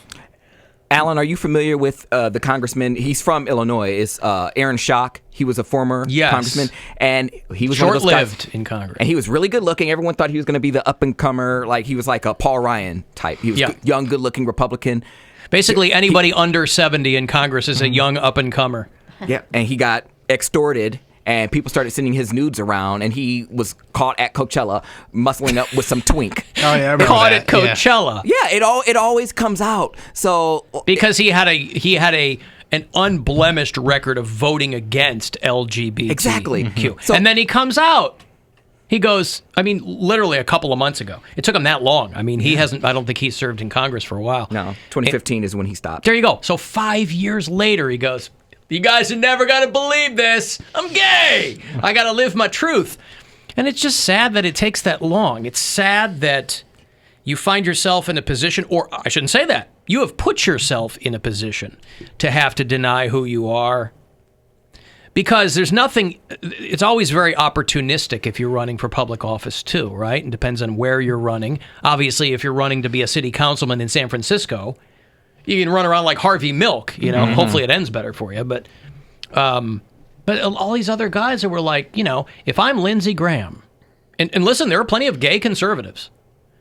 Plenty of people who were like, nobody's business, I'm gay, but I'm right wing, whatever. And they shut up. But that's also different than like actively working against measures that will offer more equality to people. They still might vote, but you shouldn't want someone to have something over your head. Like, listen, I'm gay, but I don't like Peter Thiel or something like that. He's not a congressman, but he's outspoken and he's a Republican. But no one has. Well, that's because he's crazy rich, though. Yeah, I mean, but nobody has anything over his head. You can't blackmail me with my sexuality or use it as a weapon because I'm out. Well, no, it's because he's rich. I mean, anybody wanted to blackmail him, he'd pay him off. Well, Lindsey Graham is rich. But he is also... Right, but Lindsey Graham's not like... NDAs. Lindsey Graham's not billion-dollar rich. What I'm saying is I'm always surprised when these guys run for president, because even if he got further down the line, which I don't think anybody ever expected him to be the nominee, but you have these exploratory committees and enough people go, yeah, run for president, and then you raise money or whatever. I'm always amazed because, you know... You're like, somebody's going to dig up something. Yeah, these porn stars, like, now you guys always talk about how NDAs don't work. In this aspect, it doesn't work forever, but it's like wearing a seatbelt. I would rather wear one and you know, keep me safe for a time than not wear one at all and just go through the windshield. These guys have, apparently, he's been legendary in the community for years, and they haven't spoken out. He made them sign NDAs, and I just can't help but think, what did these escorts say when they walked into the room and found out that it was Lindsey Graham? What are you going to say? You're paid to be there. You shut your mouth and do what you're going to do. Well, they're not shutting their mouth. Well, don't shut your mouth, yeah. I paid extra for you to not shut your mouth. But I get crap for eating Chick-fil-A, and these people are eating Lindsey Graham, and they can just go back into their community. You want to taste the hate. Alan, I worked for Lindsey Graham in South Carolina as a constituent rep, and there's no doubt he's gay. It's a well-known secret. Again, it's counterintuitive to say it's a well-known secret, but you take my point. Like, just it's nobody not talks about it, kind of thing. Nobody talks about it, and you think. And what's always doubly sad is when these people decide to retire, or they lose their seat. He's got 3 primary challengers, and a couple of them they think they've got a pretty good shot at maybe taking his seat. And after that, if you'll pardon the pun, you know, when these guys retire or go out of public service, or all of a sudden they have an ephany where they go, "I'm a be me." There's more money. But you've worked so hard to deprive people like you of certain liberties. You've actively worked against those people. You know, I think that you've kept them in the You've kept them in the closet with you to some degree. People can't keep a secret, though. I don't understand how it was. I mean, well-kept secrets are like his sexuality, but I'm talking about like the escorts. How do you make people shut up for this long? But you and I not knowing about it on the internet is not the same as people in his inner circle knowing. Or, you know what I mean? Still, but word travels, and especially because he was so vocal against like the LGBTQ community. But how far does word travel is the question too. If he goes, look, but why now though? I got enough. I don't know. Well, what did I tell you when you were texting us? Guarantee he's got 3 primary challengers. Guarantee you it's opposition research. One of these guys like put it out there. I got lady boys who have Lindsey Graham's fingerprints on their tuchus, and photos. Get it out there. But when we were going, they dug up every ounce of dirt that they could get on Kavanaugh when he was trying to get into the hearings. I mean, Lindsey Graham was very vocal about that. And he was like, I'm going to vote for you no matter what. I'm like, okay, Lindsey, you hypocrite. Well, because rape is different than gay. Still weaponizing it. Rape is that's a heterosexual thing most of the time. I also don't think those people like him are doing those things to be hypocrites. He probably is denying it to a certain level. Where he's like, no, you don't buy escorts and just be in denial. You know full well what you're doing. Well, no, but you're like, you have these urges, but you don't accept it. That's who you are. So if you can do things, it's just a flaw that you have. Like every time you, like every once in a while, like you smoking. indulge in it, but then you go back to it's just a bad habit. Your regular way of life. Yeah. I'm dead serious. I think that they look at it like that. We're like, this is something unpure that I do every now and then. I'm a sinner. Yeah. And if I can offset that by voting for legislature. Oh. Hetero teaching me something. Well, because I've known Christians who are like that. It's like when guys go into the seminary thinking that it's going to cure them if they become a priest. Yeah. Guess what? Doesn't. Right. You know, because that's pedophilia. That's not homosexuality. But there's, there are plenty of homosexual men who aren't pedophiles who go into the seminary or go into some kind of religious service thinking, well, this will fix me or whatever. I'm just thinking just opponents that were against him because he's been in Congress for a long time. Why now are they pulling that? These guys are. These dudes are talking about like beehole warts and stuff. So I hope he wasn't sitting on frogs. Did he have toads? Moles. What are they doing? They talked about moles. Whatever. My little ladybugs. Gay adult film actor Sean Harding, which is hot by the way. He has okay taste, but I can never sleep with that guy knowing he slept with Lindsey Graham. You don't want to be Eskimo brothers with him? No. You might already be. How do you know? I like how this guy's, his Twitter handle is Sean Harding XXX, but then his title is Sean Harding Octothorpe BLM. Mm-hmm. Might as well. He's urging other men working the high-end male escort circuit to violate their NDAs about Lindsey Graham. Lawyers are taking them on pro bono. Because they're like, yay! He tweeted, there is a homophobic Republican senator who keeps passing legislation that is damaging to the LGBT and minority communities. Every sex worker I know has been hired by this man. Wondering if enough of us spoke out if that could get him out of office. This guy lives in Chicago, or he's just tweeting this from Chicago? I don't know where he lives, but he hoes around in all the popular markets, so DC. He says the senator known as Lady G. I know. Who was the guy that got caught with the escort in Florida some years ago? Oh, it wasn't Denny Hastert. They got surveillance. It was like closed circuit camera of him at an elevator with a little Filipino boy in Miami or something. Another Republican guy. I forget who that was. Somebody will tell me. I have to ask. That was a big to-do at the time, too. I have to ask my porn star friend if he slept around with, like, Lindsey Graham. Because I know he'll tell me. Because I asked him when the GOP thing was here, when the convention was here. Andrew Gillum? Is that it?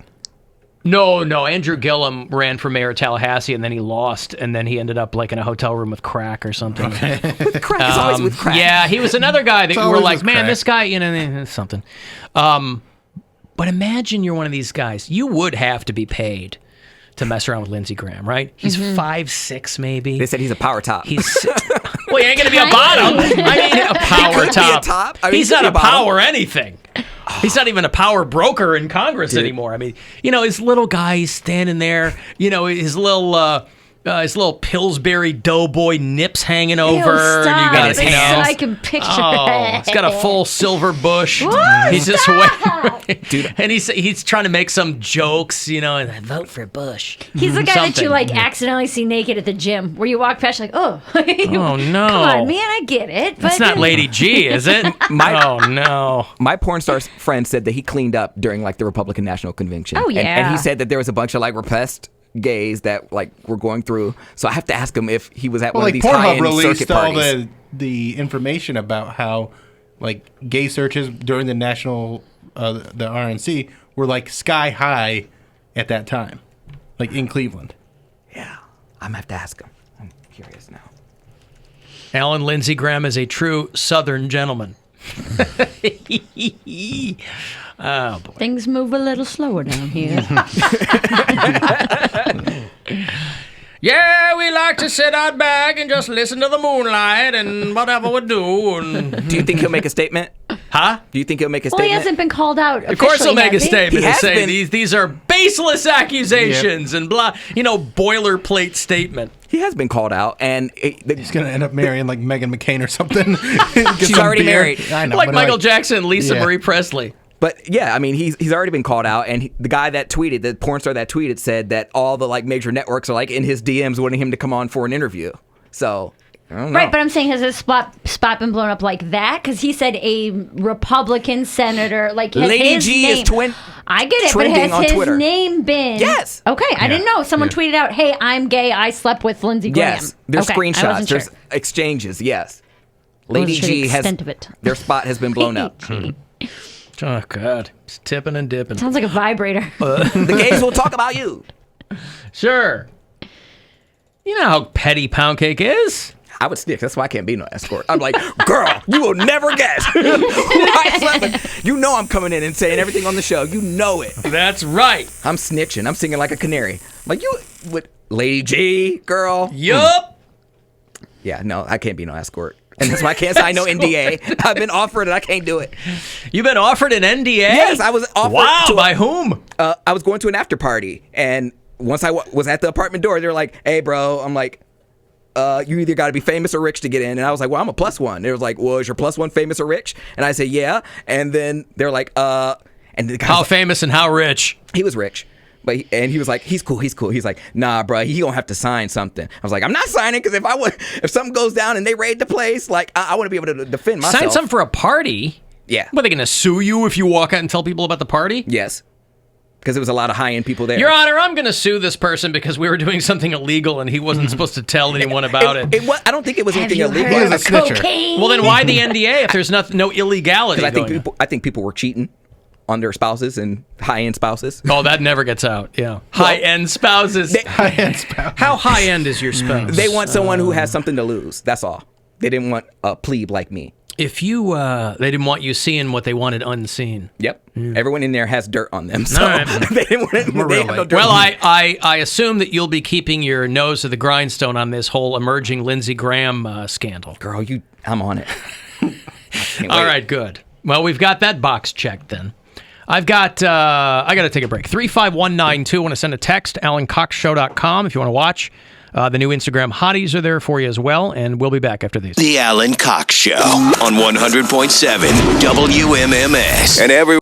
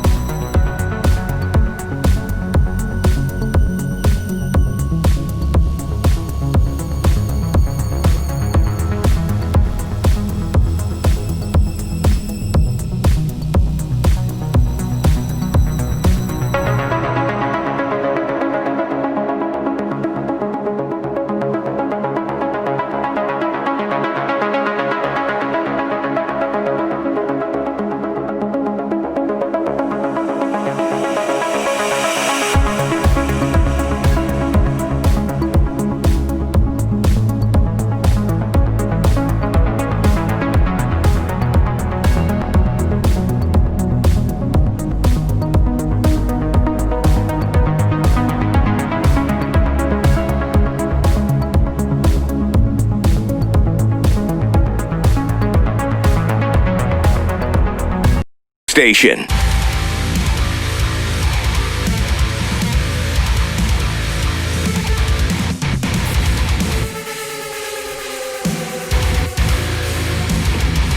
(216-578-1007) or 800-348-1007. 35192 if you'd like to send me a text.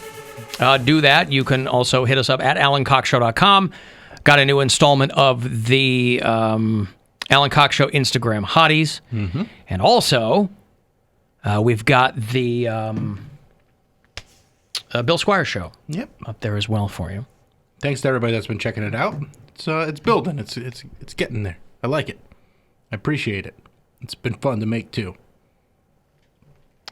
Mark Foley, somebody mentioned to me, too. That's another one of those Republicans who got caught with some little boys or something. Mick Foley? That's not the guy. Mankind! They called him Man Unkind for a while. Boykind is what they called him back in the day. No, Mark Foley is another one of those guys, but that's not the guy.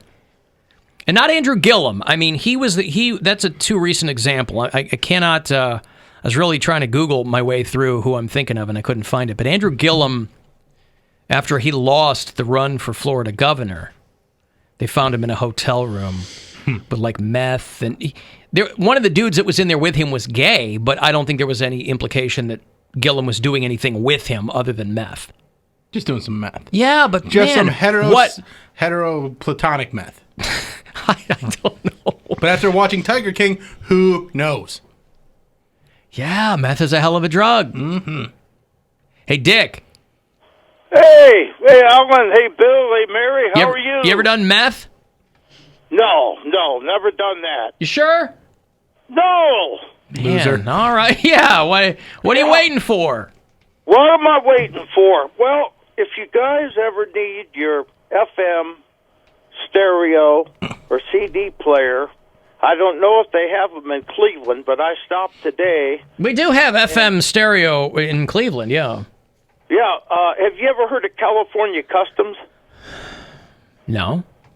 No. They're probably better than Best Buy. They gave me a good deal on my tape player hasn't been working for a couple weeks.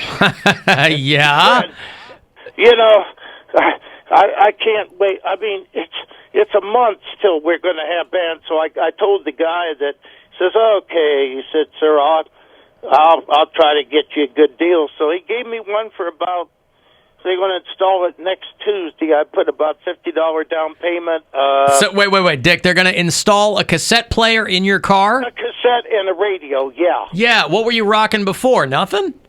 Well, no. I mean, you know, I didn't have one. It sort of messed up. You were driving a car without a radio.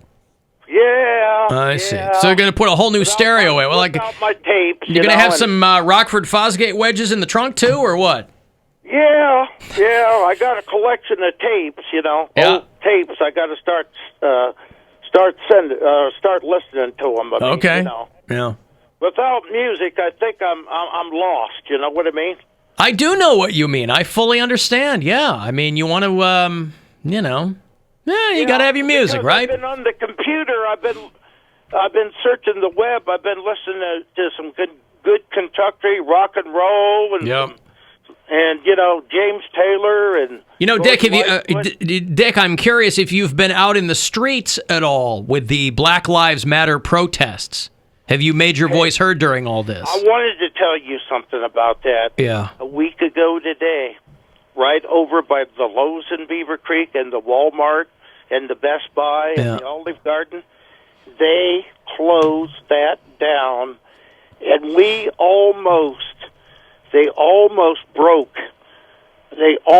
broke two of our lumber windows, and they caught those guys. The police did. Right. We would have been out of. I would have been out of work for a month. I understand. They almost broke some windows there. Broken windows, yeah. Yeah. It was bad. They were protesting that guy that got killed, you know, at the Walmart about 4 years ago. Crawford was his name. But yeah, and you know Lowe's. You know the founder of Lowe's. You know, Dick, since you've worked for them for so long, I'm sure you know. But a lot of other people might not know that the guy who founded Lowe's is one of the only black CEOs of a Fortune 500 company. Yeah, they just donated $25 million to minority-owned businesses. Yeah, he's doing good, and They're legit. Our manager too. We've got incentive raises since this virus. Yeah, right. Yeah, I mean, I understand. Are you part of the minority-owned business initiative? Oh yeah. I mean, I've been working, and they put me full time in lumber because the lines are so long. I have not really been working out, getting the carts. I've worked in the lawn and garden because the lines go back all the way down to the street. You know what I mean? Yeah. I mean, every Lowe's in Ohio is doing good. You know Sure. what I'm saying? Yeah. All right. Good. And they're contributing to the cause too. Okay. Well, when do you get the stereo in the car? Next week. Next week. They're making you wait a whole week for it.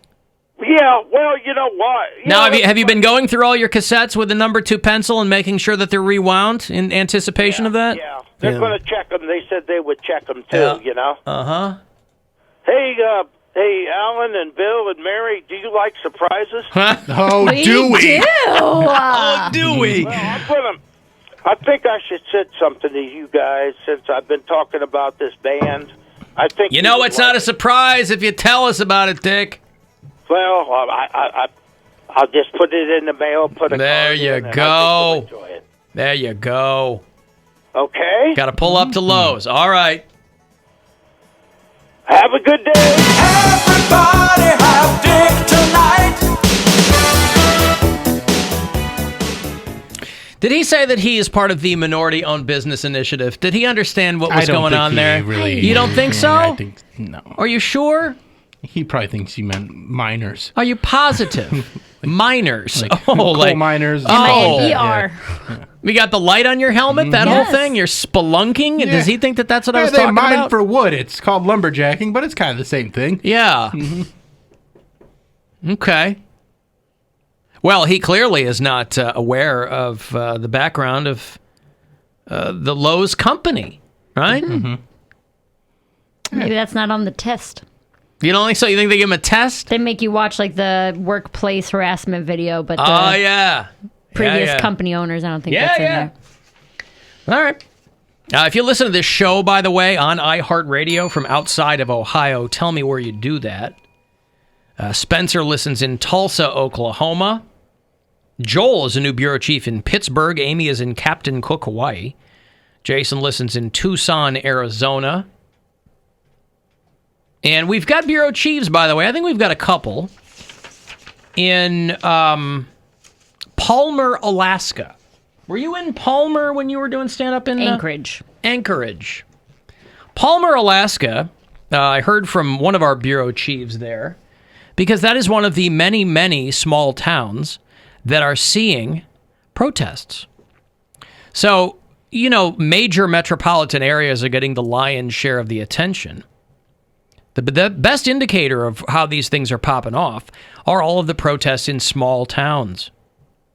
Nutley, New Jersey, and Alpine, Texas, and Wausau, Wisconsin, and Missoula, Montana, and Petal, Mississippi. If Mississippi is ready, everybody's ready. Sunday, I went to Crocker Park, and there was maybe 20 people just marching around Crocker Park. Crocker Park. Yeah, with signs, and they were just doing. I'm like, good for you guys walking down the middle of the road. And when small town America has a couple hundred people out there. Yeah. Saw a picture of they're not screwing around. Little kid in a small town. He's just got like a little post-it or like a 3x5 index card on the end of a stick. It says Black Lives Matter, and he's the whole protest in that town. That's what he wants. Yep. He's the entire protest. Yeah, he's like 10 years old, just walking around his neighborhood. Good for him. Mitt Romney's out there, for Christ's sake. Oh, Mitt Romney. Whatever. He emerges every 3 months. But he reps Utah. I mean, this guy's got nothing to lose by not doing anything. Mm-hmm. He didn't have to be out there. Whatever you think of Mitt Romney, right? He's got a part of his, in the dark days of this company, he had a hand in that. But, he has nothing to lose by sitting at home. And he's out there. Black population in the state of Utah is 1%. Literally, for a while, the entire black population of Utah was Karl Malone. Literally. Is that real? You're not Carl Malone. One person? Yeah. They'd go, hey, what's your black population? They'd say, Carl. The mailman. Oh my gosh. So when we were doing that coast to coast roast, someone was talking about, I can't remember which city it was, but they were like, it's so, I think it might have been Portland. They're like, Portland is so white, you guys don't even say Black Lives Matter, you say quit messing with Keisha. Yeah, that's right. So, it was one of my favorite jokes from the entire roast. Quit messing with Keisha. Portland is a white town. Quit messing with Keisha. I mean, Bill knows. The Mormon church banned black people until the late 70s. They didn't ban them. They said they couldn't get the Melchizedek priesthood. Or they couldn't get their planet, whatever, right? But were there black people clamoring to be Mormons? No, but they were trying to expand the church, so they were going all over the place. And, right, but why did they love doing it overseas but not here? Loved grabbing dark people overseas, they were just doing not letting them in Utah. They were grabbing them everywhere, but they weren't letting them advance to like the higher levels of the church. Did they tell them that, or did they let the language barrier just kind of bury it? No, they told them that, and they said that's just the way God's doing it right now. And then in the 70s, they were like, hey, guess what? God's doing guess what, God? Let us know that now you are just as good as the God rest saw a of us. tweet and he realized he had been wrong in the past. God's down with the swinging 70s. He was like, man, disco, I love it. Let's let blacks in the LDS. Yep. Let them move up in the LDS. Move up in the LDS. I mean, there was some Eldridge Cleaver, right? One of the most prominent Black Panthers years later would convert to Mormonism. There you go. Basically, you got Gladys Knight and Jabari Parker. Those are basically the only black Mormons that are out there. But I didn't know Gladys Knight was a Mormon. Yeah, she heads up like the LDS Universal Choir or something, I think. Now Mormon Tabernacle Choir. Well, no, that's one thing, but there's Okay. something I don't else know. that she does, like the civic something. I don't know. I think. But now the religious affiliation of the Pips, I don't know anything about that. I don't know how many Pips are Snake left. handlers. I don't know if there is a single Pip. I don't know if there are multiple Pips. Pip. I would hate, it would be so sad to go see Gladys Knight and the Pip. And a Pip. And Pip. Gladys Knight and Pip. Don't replace a Pip. Gladys Knight and a Pip. I think they did replace some Pips. Yeah. But the OG Pips, the Og Pips, if you will. I don't like that. So Mitt Romney is out there. Good for him. Mm-hmm. Because why not? Meanwhile, Nancy Pelosi and all the other Democrats are wearing is it the kente scarves? Yeah. Why is that funny? Man, because you white people just go to extremes. Like, you couldn't just support the movement. You have They to are take it supporting the movement. No one asked for. That's not going to help you defund the police. We don't need you to wear our scarves. They didn't need to wear the scarves. They didn't have to wear the scarves. That's like I walking thought out that was in so an they could afro. pull. Weren't those so they could pull them up where they're still masking? Oh my God, no! That's they to had pull their them up scarves over the nose. and the kente scarves. White people. I want want to see Nancy Pelosi come out in a dashiki. I want her coming out looking like Eddie Murphy in Coming to America at the beginning. I want her to use a hot comb. If you want to, you got to do everything. You can't just do half stuff. You can't just wear the kente scarves. That's right. And then walk out and be like, "Hey, I'm with the blacks." Like, you have to do the hot. You got to do the whole thing. That's right. The pink stuff. Go to a wig store. Pick up Yaki Jet Black. Like, I need all of it. Nancy Pelosi. Nancy. Oh my gosh. Hey, Nance. Lady, my fellow Americans, I am fried, dyed, and laid to the side. Right. Thank you. All the Republicans are like, "Is this okay?" I'm like, "No, it's not okay. We're not giving Whitey McWhite a pass. Like, Nancy and Chuck Schumer gonna get it too." Whitey McWhite does not get a pass. I didn't see one black person in them kneeling and wearing the kente scarves, because if they had a brother in there, they would have told them, "Not a good idea." They would have said, "Don't do that. Don't do that." Take it off, man. All the other political leaders are out marching with them on the streets. I always imagine there has to be one person in that room that's like, "Hey guys." No. No, or they just are like, it's like an intern, like maybe if, I don't know, but maybe it's not a great, and they're like, no, we know. Sending an what assistant we're out there to get it. Like, hey, can you go get me one of those scarves that they wear? Like, I would like to wear that for a photo op this week. And like, how about we stick to the latte today? Why don't you just kneel? Why don't you just kneel with some... Could you get me a Popeye's chicken takeout bag? And I would like to hold that in my live shot on MSNBC by any chance. Would that be good? Nancy, do not do Please. Madam Speaker, please do not do due that. respect. Please do not do that. Now, if Nancy Pelosi and RuPaul can find some kind of cooperative crossover, she needs to wear a muumuu with curlers in her hair and do Drag Race. Right. You got to go all the way. You can't half-ass it. You can't half-black it. Sick of this. Well, I half-black it. And that's coming from Owisha Bitchwood. He walks the walk and tucks the tuck. I would never do that. I'm As not it black were. enough to wear a kente scarf. Yes, you are. You wear whatever you want. But, like, I wouldn't. Because people would be like, question mark?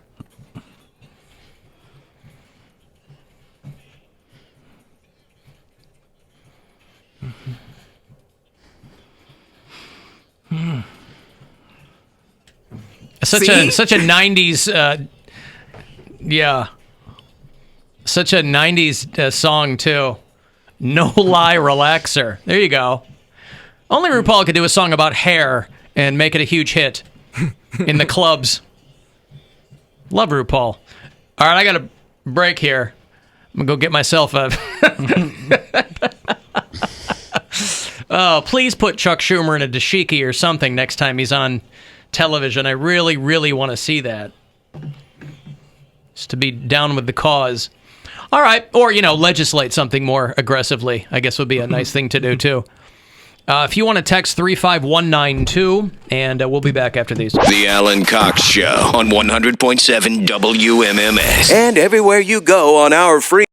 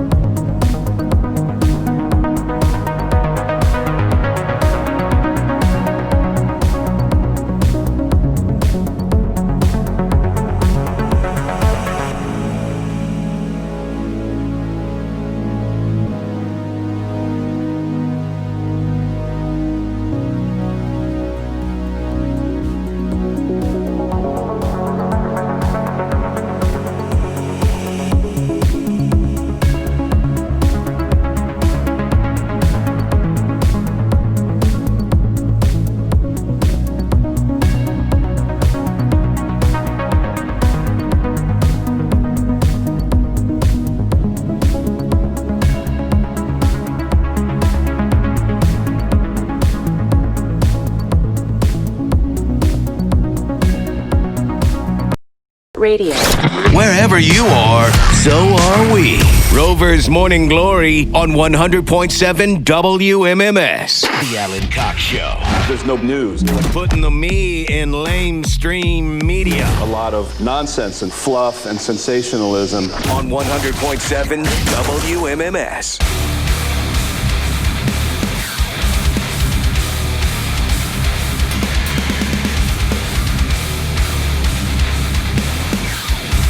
Two 216-578-1007. 800-348-1007. 35192. Text me. You can listen live on the iHeartRadio app. If you do that from out of state, tell me where. Make sure that you're on our map of bureau chiefs. Invariably, people will say, what's a bureau chief? And it's simply somebody who listens to the show from out of state. So they have to listen on the app because obviously they can't pick up the radio broadcast. So when they'll check in and they'll say, hey, can I be a bureau chief? I'm in Coeur d'Alene, Idaho, or whatever. We've got someone there. I don't remember who that is, but they're on the list. Dan Cummins lives there. He lives in Coeur d'Alene, Idaho? Mm-hmm. Really? Really. Why? His kids are like, their mom is right in Washington. Wow. Mm-hmm. Okay. Courtney and Cole listen in Bemidji, Minnesota. Danny watches the show. He's a viewer in Fairplay, Colorado, watches the show at AlanCoxShow.com. Corey is in Sterling Heights, Michigan, outside Detroit. Jenny is in Craig, Colorado. That's crazy. Jenny Craig? Mm-hmm. Mark down in Key West. And Robin is one of our many bureau chiefs in the fine city of Toronto who are having their own issues right now. Something just happened in Toronto. We're like,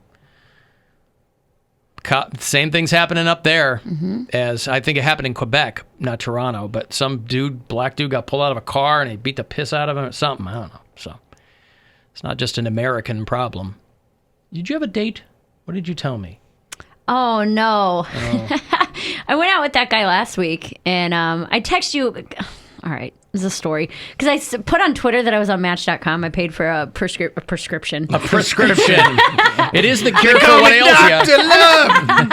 I paid for a subscription to Match.com. But I went out with that guy. What does that get you? I thought it was Oh, my God. I thought Match.com was free. It is, but there's like certain preferences and things that you get, and you can like you get more. They won't hide people from you if you pay for it. Essentially, it's a personal matchmaker, and you can kind of narrow it down more, so you can have more preferences. So instead of just seeing everybody, you can say, okay, I don't want to see people unless they fit this, this, and this, right? So the free version is like you might still get a chode because you didn't pay for it. Essentially, huh? Yeah, there's just more you can do with it. You can boost yourself. You can have like private sessions with a dating coach and things like that. I mean, if you're boosting yourself, why do you need a dating app, Mary? Well, here's my thing. Boom. I would not recommend this app to anyone under 40. This is really, dude. Didn't they first sell Match.com on? Or no, I'm thinking of eHarmony, where the Jesus-y guy was like 45 different ways that the two of you will come together. That was eHarmony. I don't know what it was, but Match.com. Over the weekend I met with my college roommate, and she was like an advocate for it, and she's like, you should really try it. Just give it a try. You've never paid for anything. Just really give it a try. It worked for me. Did she have a success story? Yeah, and she knows people who has, and I was like, fine. I've been putting it off, whatever. And so I did, and it is just, boy, it's a lot of up the nose face, like selfies. A lot of guys holding fish. A lot of guys, not even holding fish. Like one picture that's out of frame and focus. And the thing that I really don't like about this So they're targeting an older demographic. They are targeting an older demographic, and anyone who sees your profile can message you. You don't have to match with them first. You don't have to show any interest in them. Anyone who comes... Essentially, I paid to look at my Instagram DMs. That's what it was. It was like anybody who sees you can send you as many messages as they want. And it shows you and you didn't know that before you signed up? I didn't know that. Yeah. So I called them, and I was like, I don't want this anymore. I was like, this isn't for me. And the guy was, I want my money back. I had it for like 24 hours. So they're a little desperate over on Match.com. Well, the guy was like... pretty thirsty. We can't refund your money because you used the app. And I was like, well, what are you talking about? He goes, it shows us here that you sent a message. I was like, yeah, I sent one message to one person who happened to be... Please stop messaging me, was the message. Well, and they're like, well, if there's any usage, we can't give you your money back. One message, and they're like, you can't give your money back. How much was it? $50. Well, I originally bought... $50. Hold on, wait for this. there was originally like a sale on a 6-month thing, right? So it was $143 for 6 months. I'm like, all right, I'll give it a real go. I'm going to commit myself to this. I did that. And he was like, what I can do. It's almost $300 a year?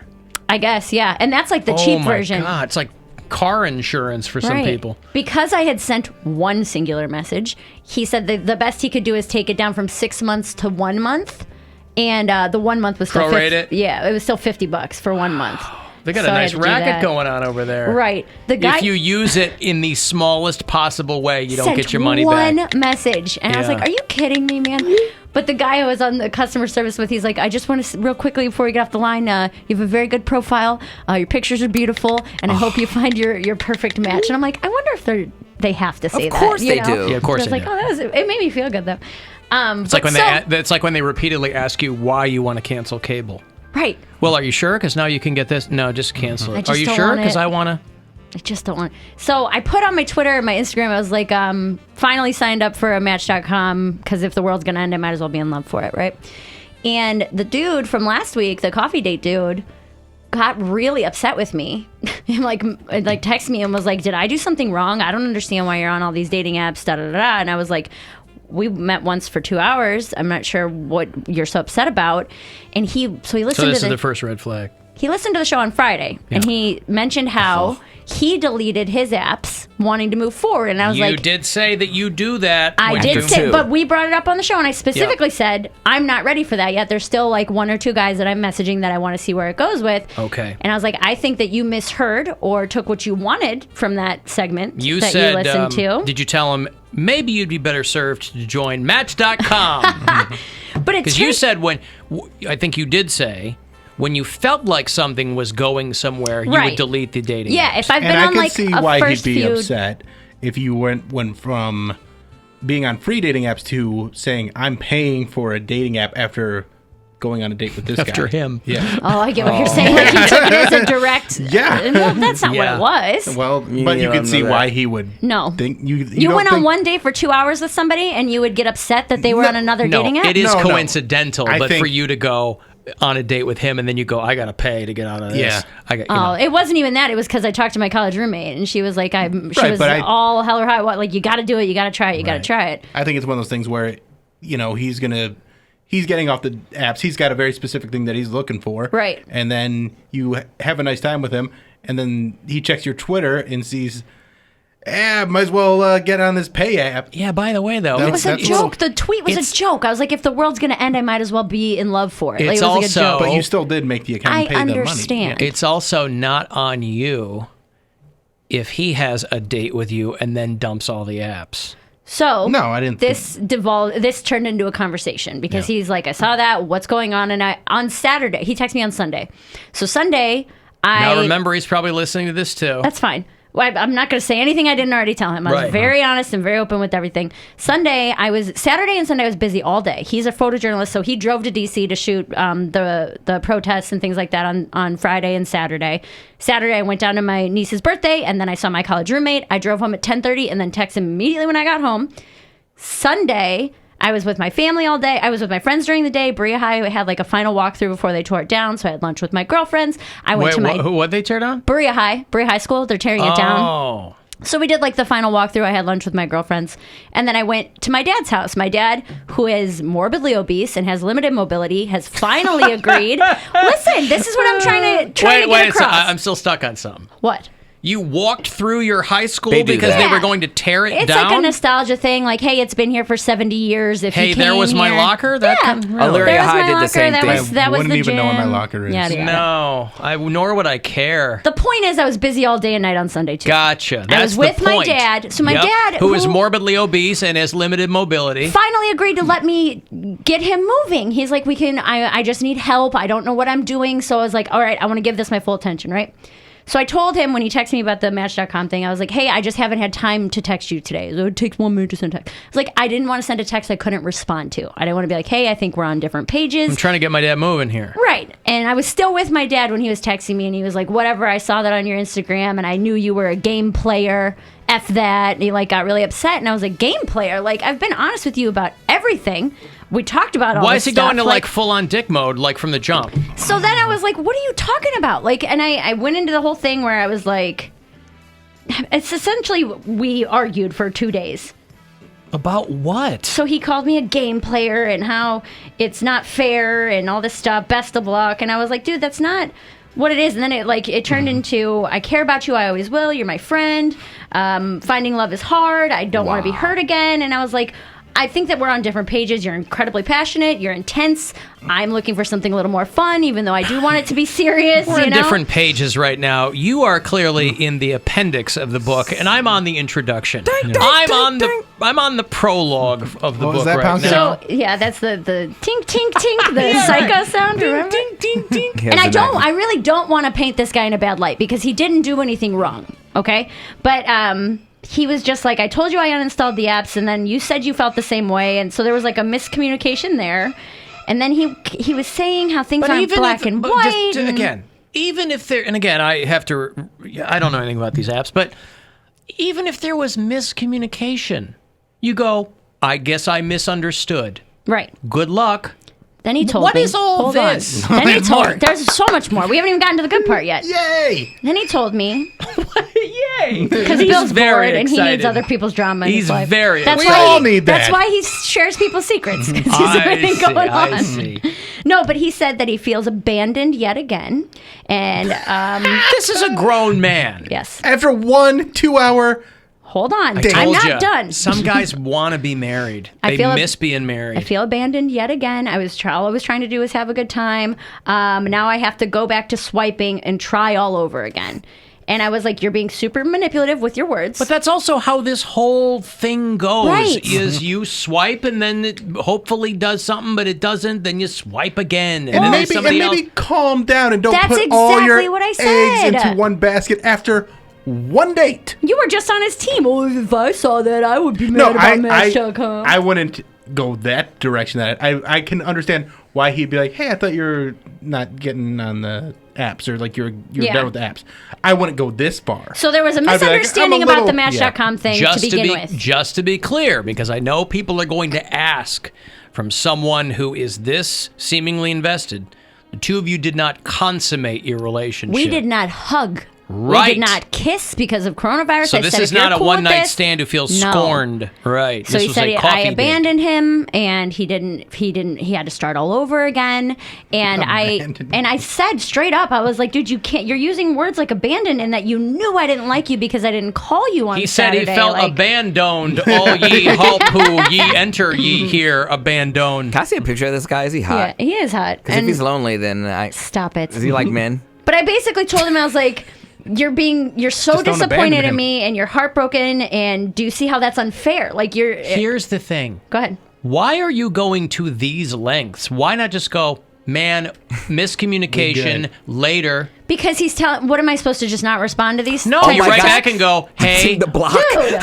It's a block. You go, it's not even worth your time. Like, there's nothing you're not going to resurrect anything here. Well, and that's when I told him, I was like. He's the one.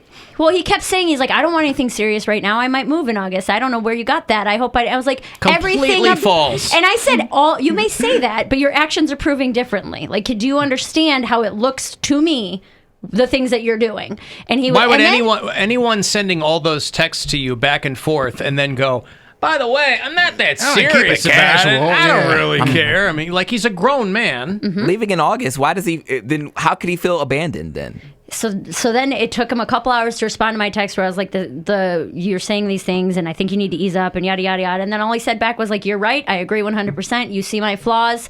Essentially just agreeing with me. I couldn't agree more. You're right. Spot on. You see my flaws. I know that I'm a lot. I appreciate you taking the time to even elaborate.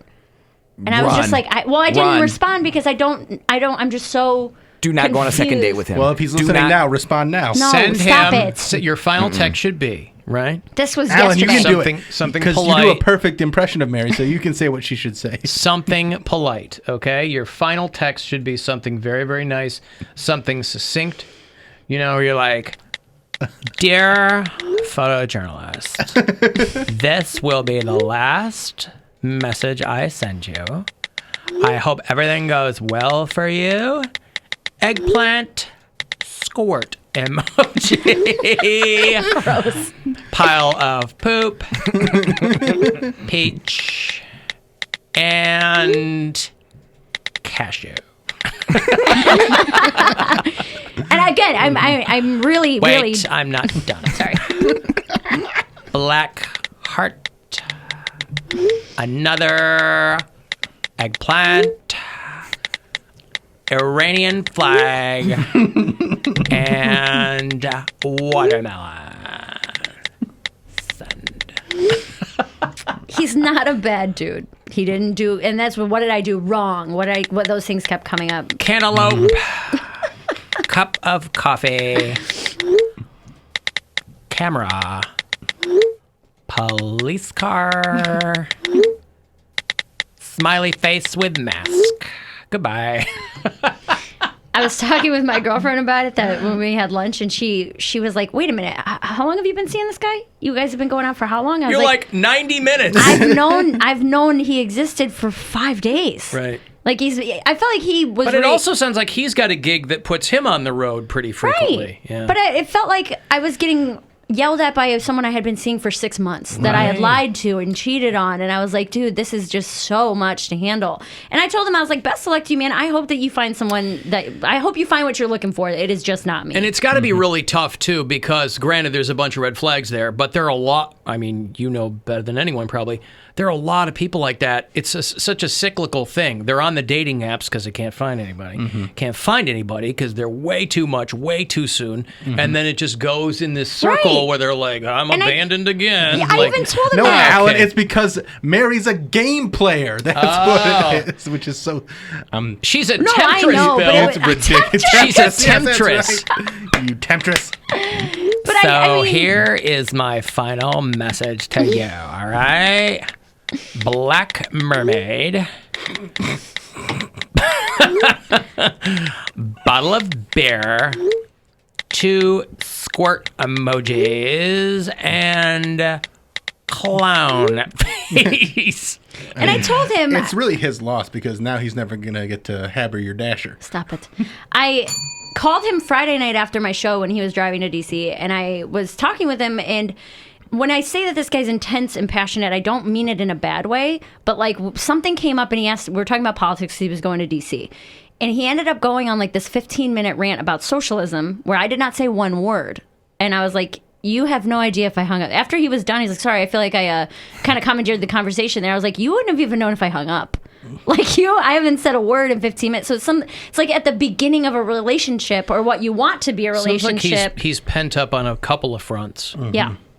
And I for the But 100th boy, time, I mean, I guess there's something sweet about it, but you that's really... why I'm like, he's a passionate dude. No, I'm not trying to talk. Oh, You give these guys a lot of rope. I do. Why do you give them so much rope? because I think that a lot of people are good, and maybe they just had a bad run of luck on the app. Good's fine, but none of that is your problem. I know. Good is, I mean, they can be great. You go, later.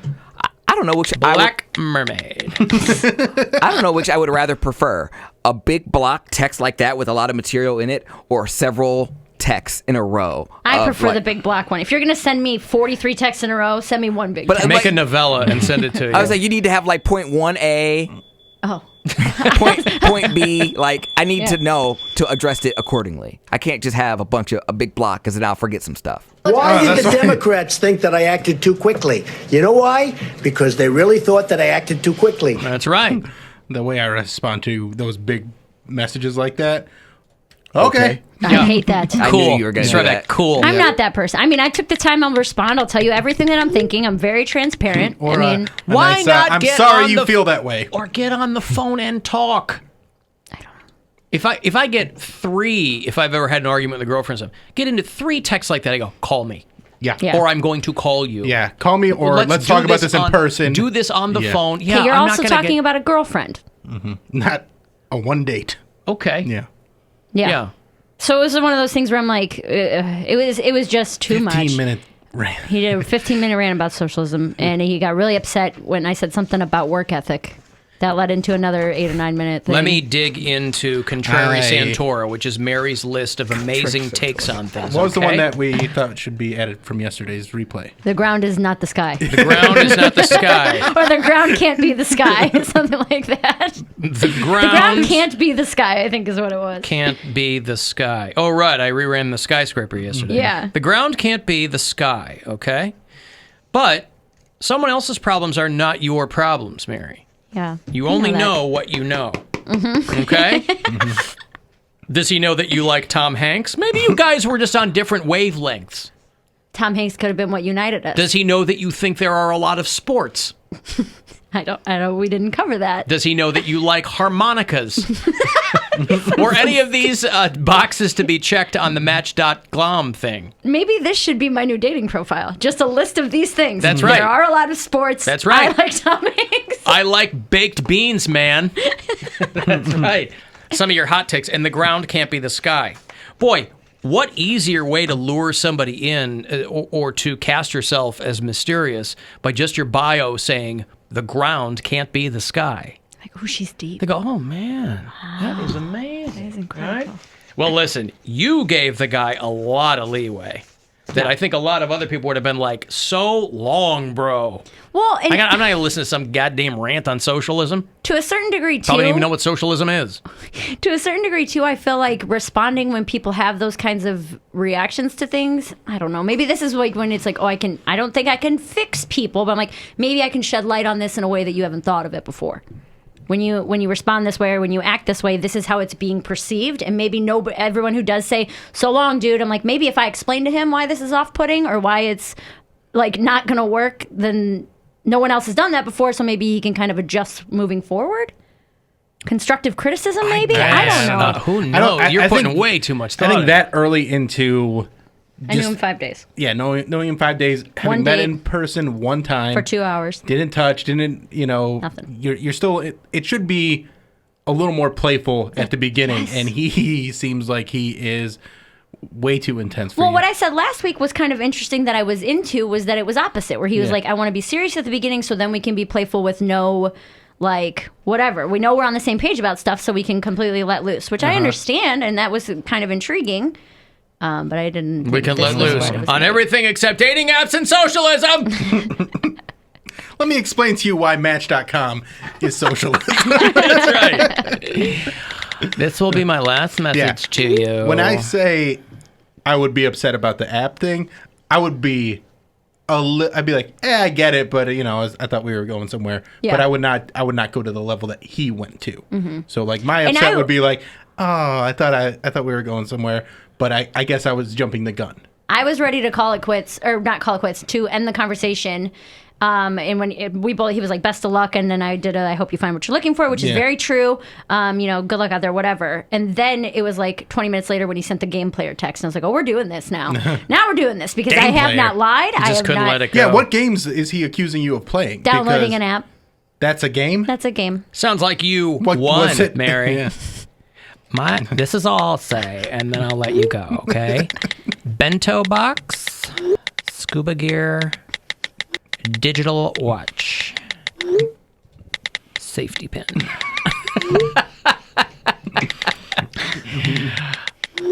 Flag of Liberia.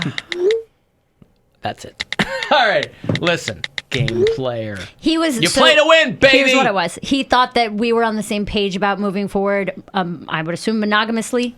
And the game I was playing was still downloading apps. He thought I lied to him. Yes, I want to be with you and only you, which he took from our segment when I said, no, I'm not deleting the apps. Yeah, because you didn't say you were deleting the apps yet. You said maybe after a couple more times. Then you would. So he was jumping the gun. I told him, I was like, you heard what thing. you wanted to hear from that, and then you overreacted, didn't check with me, called me names, and then that's where I guarantee this guy has the greatest hits of Hootie and the Blowfish on CD. That maybe is irrelevant. It's a great album. Big Darius Rucker fan. Let it be stricken from the record. All right, I've got a break. I want to be with you. Yo! Let me tell you about socialism. 35192 if you want to text or get to us at alancoxshow.com. The Alan Cox Show on 100.7 WMMS. And everywhere you go on our free iHeartRadio app.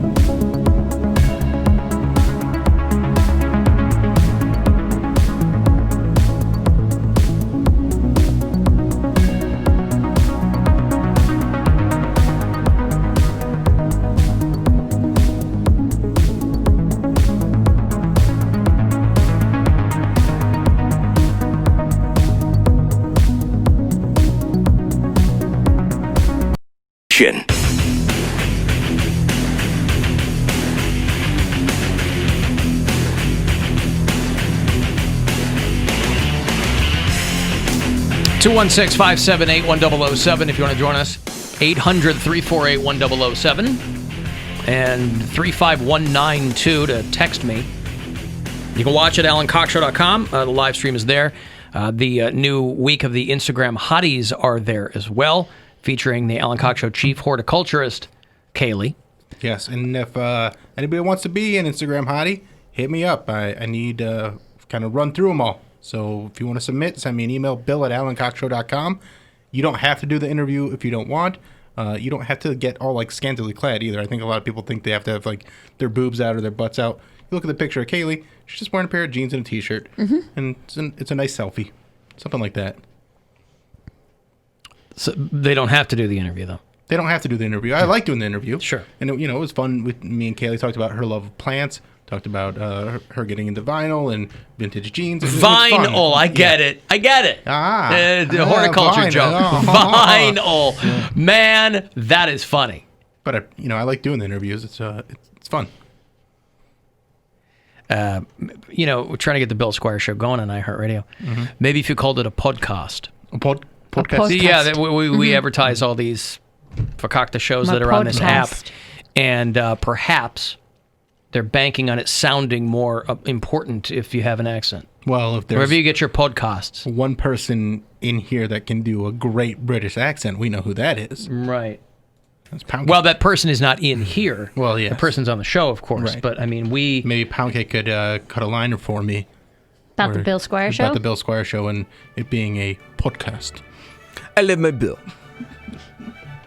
What did he say? I love my Bill. I love my Bill. Now, come on, do a quick liner for the Bill Squire Show podcast. Hello, everyone. I can't even No, get just keep past going. Just keep going. Just fight through. Welcome, everyone, to the Bill Squire podcast. Why do you sound like you intro. have? You sound like you have a cold when you do it. Is that because of the ear being plugged up, or? No, I think I was just terrible beforehand. Better at. Can you just tell me what to say, and then I can repeat it? No. You're a professional. He has to hear it. Who wants to make a living out of this art form, speaking extemporaneously. But what is he? Hello and welcome to the Bill Squire Show. Check out the new episode of the Bill Squire Show. Wherever you get your podcasts. Wherever you get your podcasts, including the iHeartRadio app. And this episode's actually got an English theme. It's called Shepherd's Pie. Check out the latest episode of the Bill Squire Show. Everywhere on iHeartRadio. And wherever you get your podcast. And I'm Poundcake. And I'm Poundcake. I hate doing a British accent. I hate doing any You're accent. killing it. Yeah. Well. Yeah, do whatever liners you want. If you want them terrible, then sure. I will write a bunch for you. Shut up, Poundcake. All right, well, there you go, Bill. You got your... Seems like I do a lot better when I'm not trying. Like, when you guys put me on blast, I do terrible. On blast, on the spot. Okay, yeah, when you guys put me on the spot, like, I do terrible. But, like, when I'm out drinking with my friends, like, I might rip out a... You got to learn Everybody thinks they're hilarious and creative when they're drunk. It's when... Go time is when you drunk. You said when I'm out drinking with my friends. That doesn't mean I'm drunk. I'm just having a pop or two, and it's a relaxed environment, and I'm like... Right, but the mark of a pro is somebody who doesn't need the edge taken off. Yeah, I'm not a Somebody pro. says, well, you want to be. Listen. Not yet. You're closer to pro than when you started here on the show. Sure.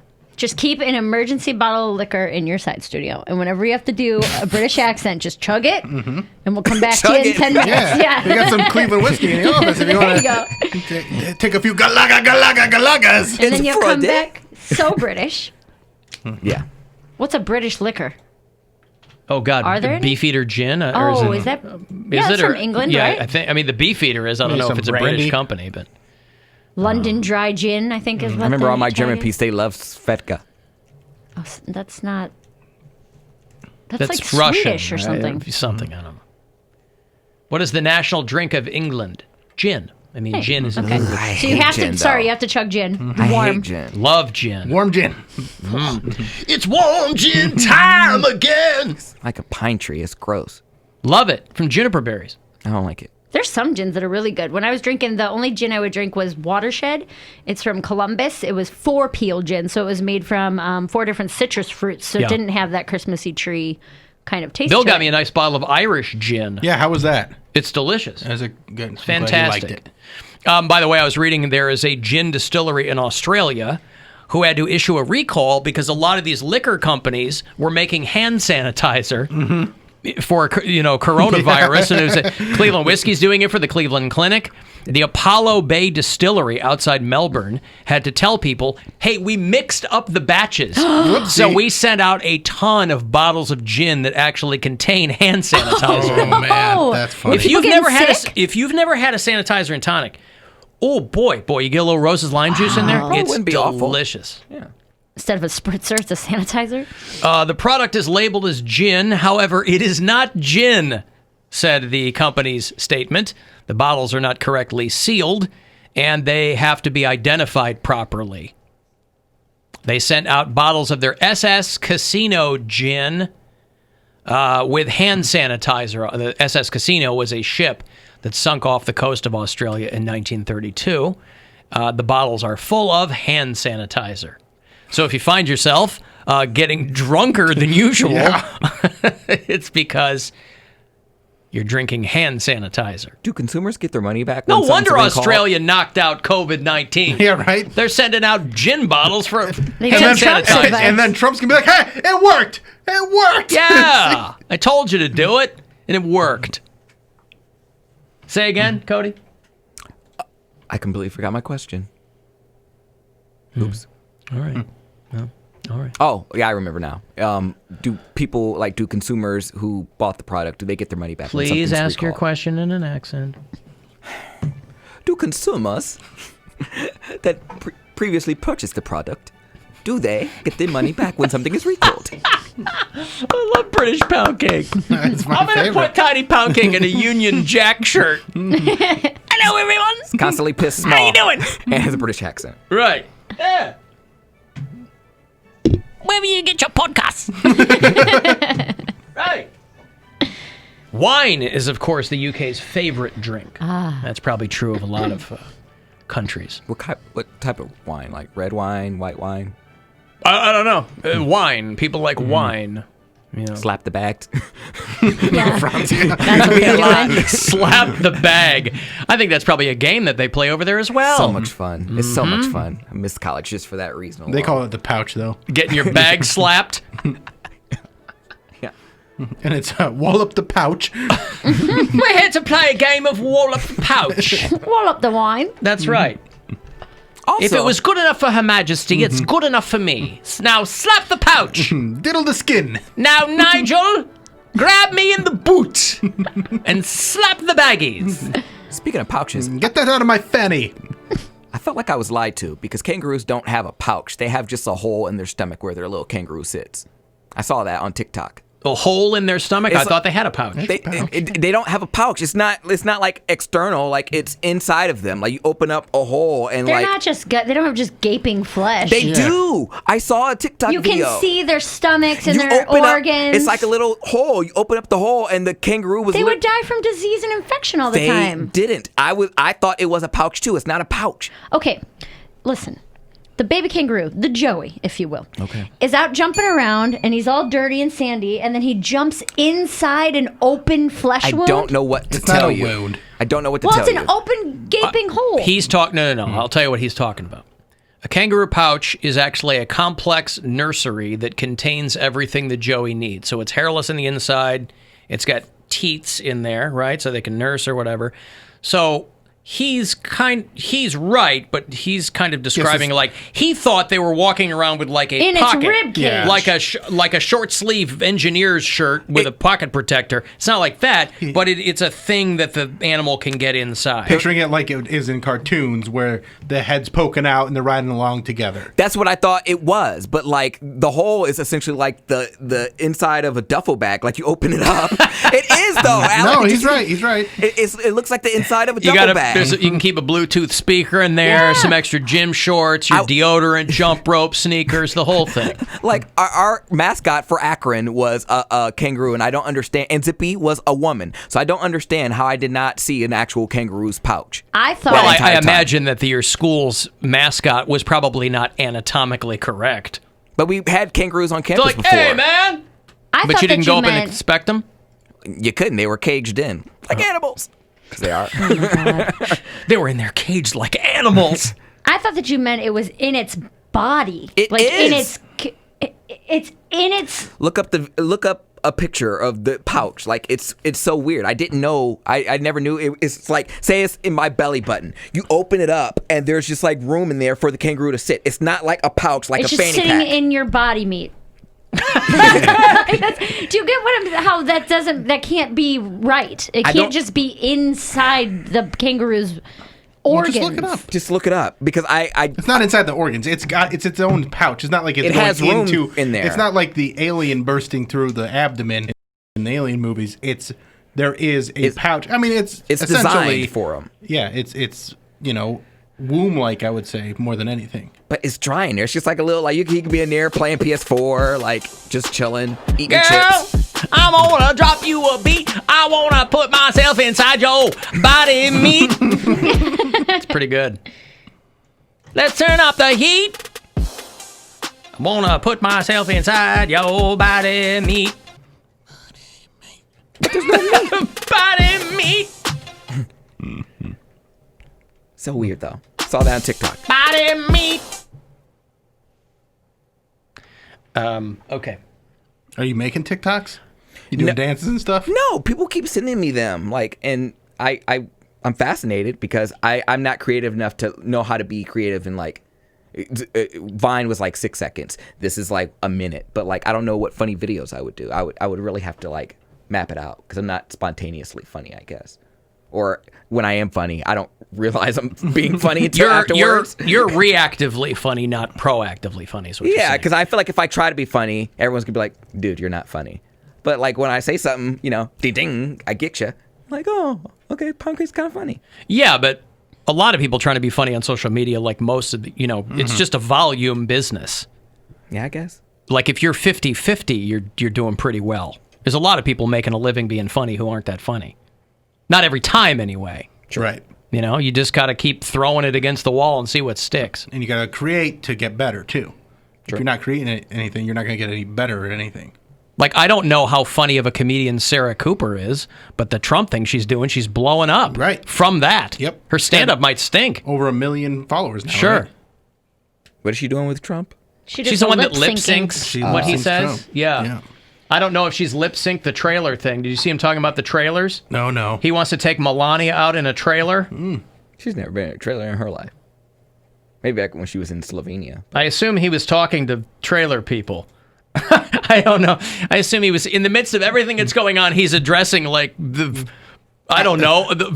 trailer people. The whole thing right now is, hey, if they can get out and protest, I can have rallies again. Like that's what he's all worried about. Oh yeah, he's dying to have those rallies. Yeah. Yeah, he said in a couple of weeks he's going to go out and do rallies again. That's an argument he can make, though. Yeah, but are people going to show? I mean, I'm sure that crowd will show up. But doesn't the venue where he's going to have to find a venue? He's the president. Outdoors, yeah. Outdoors. Yeah, okay. He's the president, and he can. I'll give you a tax break or something. If he'll tear gas give people, you a tax break on that parking lot. He'll tear gas people that take a picture in front of a church. He will stop an airport. They'll just go, hey, well, listen, we're going to do it on the runway. It's the most space. They don't need to fly out right now. Okay, the attack on the tarmac. I get it. People are traveling, and you know what? They're traveling in the United States, and they're also driving. They're traveling and driving. No. And they're building the trailers. They're building a lot of things. They're driving. People are driving. I may have to buy one of those things, drive around town. Maybe I'll drive back to New York with our First Lady in a trailer. What do they call that? An RV. An RV. Well, you should know Indiana's the capital of RVs. I think I'm going to buy an RV and travel from now on in an RV with our First Lady. I don't think anybody would mind that. Knowing he can't Other drive. than her. Yeah, I think she might mind that. He's never going to be able to show his face in New York again.